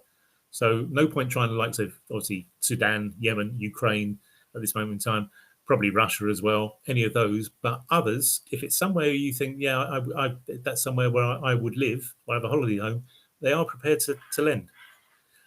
Gifted deposits from non-family members, and that can be cousins, second cousins, companies, employers, all sorts. There's very, very little they won't accept when it comes to gifted deposits. And this is the one I like. This is the reason I put it in red, because they do not have an LTI on a like-for-like remortgage. Now, you've all got clients who are probably struggling to go coming to the end of a mortgage term, especially those that took something out prior crash, where they had something that was obviously very, very keen rate, or they on self-cert or something like that. Well, this lender will do a like-for-like remortgage with no LTI. There's affordability calculation, but it's not an ONS calculation. It's what the client declares. They want a month's bank statements just to confirm the client's not making it out and saying their family of six spends 20 quid a week on shopping, for example. But that's what they will look at. And they are actively doing this business. The biggest one that I've been told they've done so far is over 9 times income for a like-for-like remortgage. Once again, we're a fully accredited Dudley packager, and we pay your prop fee on the day of completion. Again, if you want a copy of the Dudley criteria, the product guide, just type Dudley in the type your message box in the bottom right corner. And our package first charge panel includes Dudley family and all these other lenders as well. So if you're using any of these for these lenders, West One, Tandem, Precise, Family, Dudley, no packager fees. And you've got other packages out there charging clients at times up to 300 quid up front. So just obviously, if you're using anybody else, maybe give us a shout on these. Beware of the bandits. And there are, unfortunately, still some brokers out there who are. This is one thing Consumer Duty will not deal with, because at times there is a lot of money to be earned on certain cases with certain specialist lenders. But just make sure that you're getting a fair share of what is actually being generated, and you know what's being generated. Because this was a case that we came across from a broker partner that started using us, and he's now actually in our top 10 ever brokers. And he's only been using us for 3 years. 2019. £7 million case for a lord and lady, which generated £117,000 in income. Our broker partner was told by the master broker that he was being paid half of the prop fee, which was a complete and utter lie. So just be careful who you're dealing with, because there is still some absolute crooks out there. There really is. Unfortunately, Consumer Duty will not cover that scenario for you, because there will still be people looking to get away with that type of situation.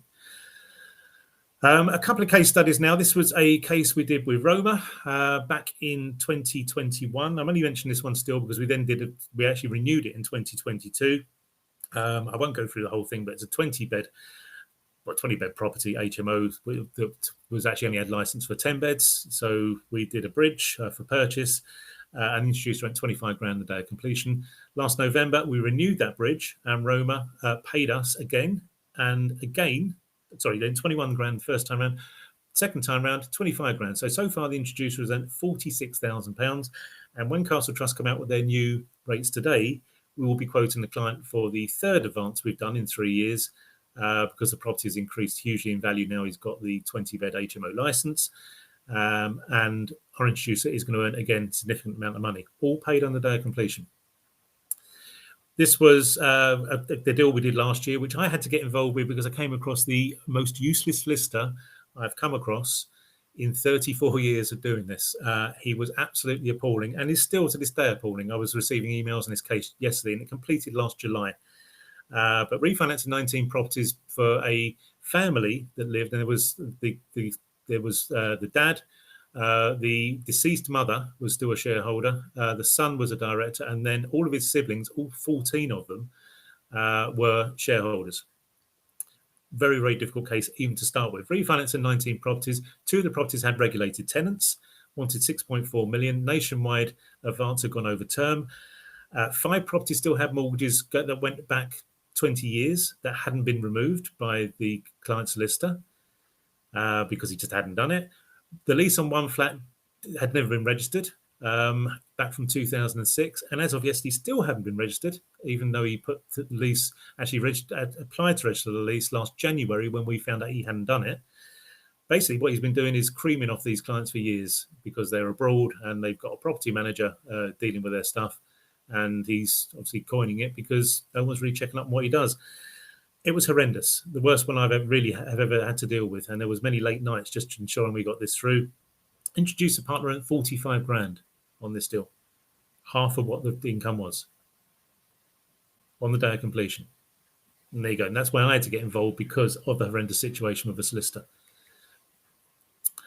This is what the broker partner said on Trustpilot. Unfortunately, Trustpilot took this down for some reason because they thought it was a fake review. But believe me, it wasn't a fake review at all. But there you go. If I could give more than 5 stars, I would. I'm not going to go through the whole thing. Introduced many cases to Specialist Hub, dealing with the staff. I found them responsive, dedicated, success, and fun to speak with. And that is basically the way we work. We know what we're doing, and we like to have a little bit of fun whilst we're doing it as well. Another case study, titled borrowers 86 and 82, came to us in the middle of COVID. Imagine what that was like, trying to lend to somebody 86 and 82. Refinance of 18 properties, all in the same village. So there was obviously concentration issue for many lenders, 7.9 million. Some didn't have an EPC.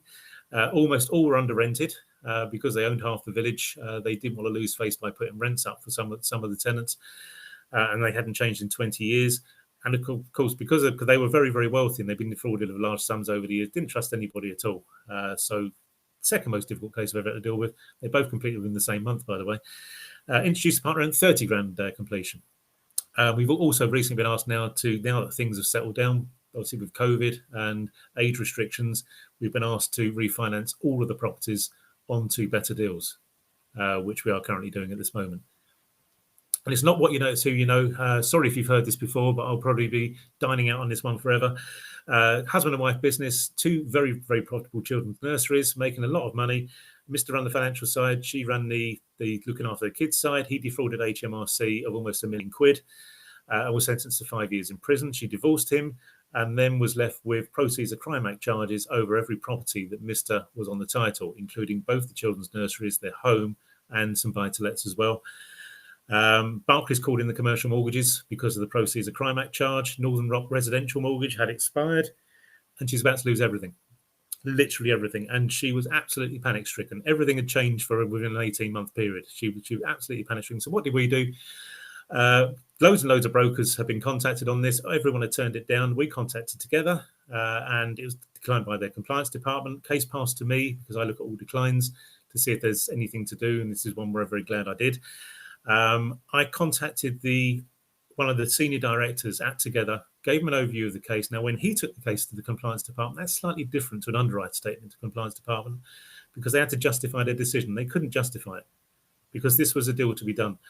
10 minutes later, he came back to me, yes, we'll do the deal. She basically was able to repay Barclays, repay Northern Rock, repay the buy-to-let charges she had. Everything was sorted. Proceeds of Crime Act charge was repaid in full. And she's now gone back onto the high street with every single lender. And I spoke to this woman about 3 months ago, still eternally grateful to us. Absolutely, because we saved everything for her. And that was because of one phone call to somebody that I've known for 35 odd years. None of the other brokers was able to do that. So cases you can't place. If you have anything, you obviously type your message box. There's a few, those of you who have raised cases today, I'm going to be going through those as soon as we finish today, just to see if there's anything that can be done, maybe get some more information from you if need be. So you can either, if you've got a case, leave it in the type your message box, complete a decision in principle form, which we'll send out to you a little bit later. If you've already attended one of our shows, you would have received these in the past. Go on the website, specialisthub.co.uk. You can submit inquiries online or just pick up the phone, give us a call. On the free phone number, staff are ready to take your call. I mentioned LinkedIn earlier on. If we're not linked on LinkedIn, if your name is John Smith, for example, I've not been able to find you because there's about 30,000 others called John Smith on LinkedIn, then by all means, please link with me. But there is a significant number of you who've had a request from me this morning. I've already seen there's been a few of you that have already accepted. Just enables you to keep up to date with what we're doing, shows, products that are coming out, new products, that type of stuff. The only thing we need from you, we will be sending you this if you haven't already done one of these. If you have done one of these, don't worry. You don't have to complete another one. We do need an agency application before I can pay you commission, quite simply. So get that over to us as soon as you possibly can once you receive it. Next Specialist Mortgage Web Show is on the 11th of May. So that will be my 34 years in as a company owner in this marketplace on that day. I won't be cracking open the champagne, but we've got Castle Trust who are sponsoring the event. We've got West One. We've got YBS Commercial, that's Yorkshire Building Society Commercial, and Spring Finance talking about second charge loans. And our future shows, we've got 8th of June, 13th of July, August, September, October, November. You can book as many as you like. You can book them in advance, entirely up to you. You can attend as many as you wish. They're open to everybody. and tell your friends, obviously, if you like today. Now, this is where the little box should appear, the click here and leave feedback. Don't click it straight away because there's still a little bit to cover. You can click on all those, download any of those. You can watch the Sutton, the specialist I did with Roger Morris on the 1st of March. And there's a few other bits as well on there. So once you've done it, you'll get the feedback and it will then move on to that particular, it's the screen that will have the downloads for all of those, should you want them. CPD, as I mentioned earlier on, will be emailed to you by close of business tomorrow. If you don't receive it, then just check your spam and give us a call, or pop me an email, or pop Simon an email, who issues the CPD certificates. You received an email from him today, but that will be with you hopefully by sometime tomorrow. Feedback, if you'd like to help us out as such, I mean, your feedback is always greatly appreciated, as well as the feedback you leave on the speakers. Google and Trustpilot, just basically go into Google and Google Review Specialist Hub or Trustpilot Specialist Hub. Don't go to Specialists Hub, which is a company that's cropped up recently. I'm not even sure. I think they're in some form of construction training or something. So don't go on theirs because they probably won't know what you're talking about. But if you want to leave us a review, we'll be very, very gratefully received. Thank you to today's sponsor, which is Together Money, once again. And don't forget, if you've got any Together cases with their now restricted panel, they've restricted their panel and they're making record profits, which is probably the reason why many lenders are now going down the same route, which is fortunate for us, maybe unfortunate for some of you, but it will always mean you should be receiving the same amount as if you went direct anyway. So, but thank you once again to them. And the very final slide, and I'm 5 minutes before time, which is great. Enjoy the rest of your day. Until next month, stay safe, prosperous. And don't forget, we'll leave this screen on for a little while until you click here to leave feedback and download giveaways. Thanks once again for attending. Hopefully, I'll see you next month. Thank you.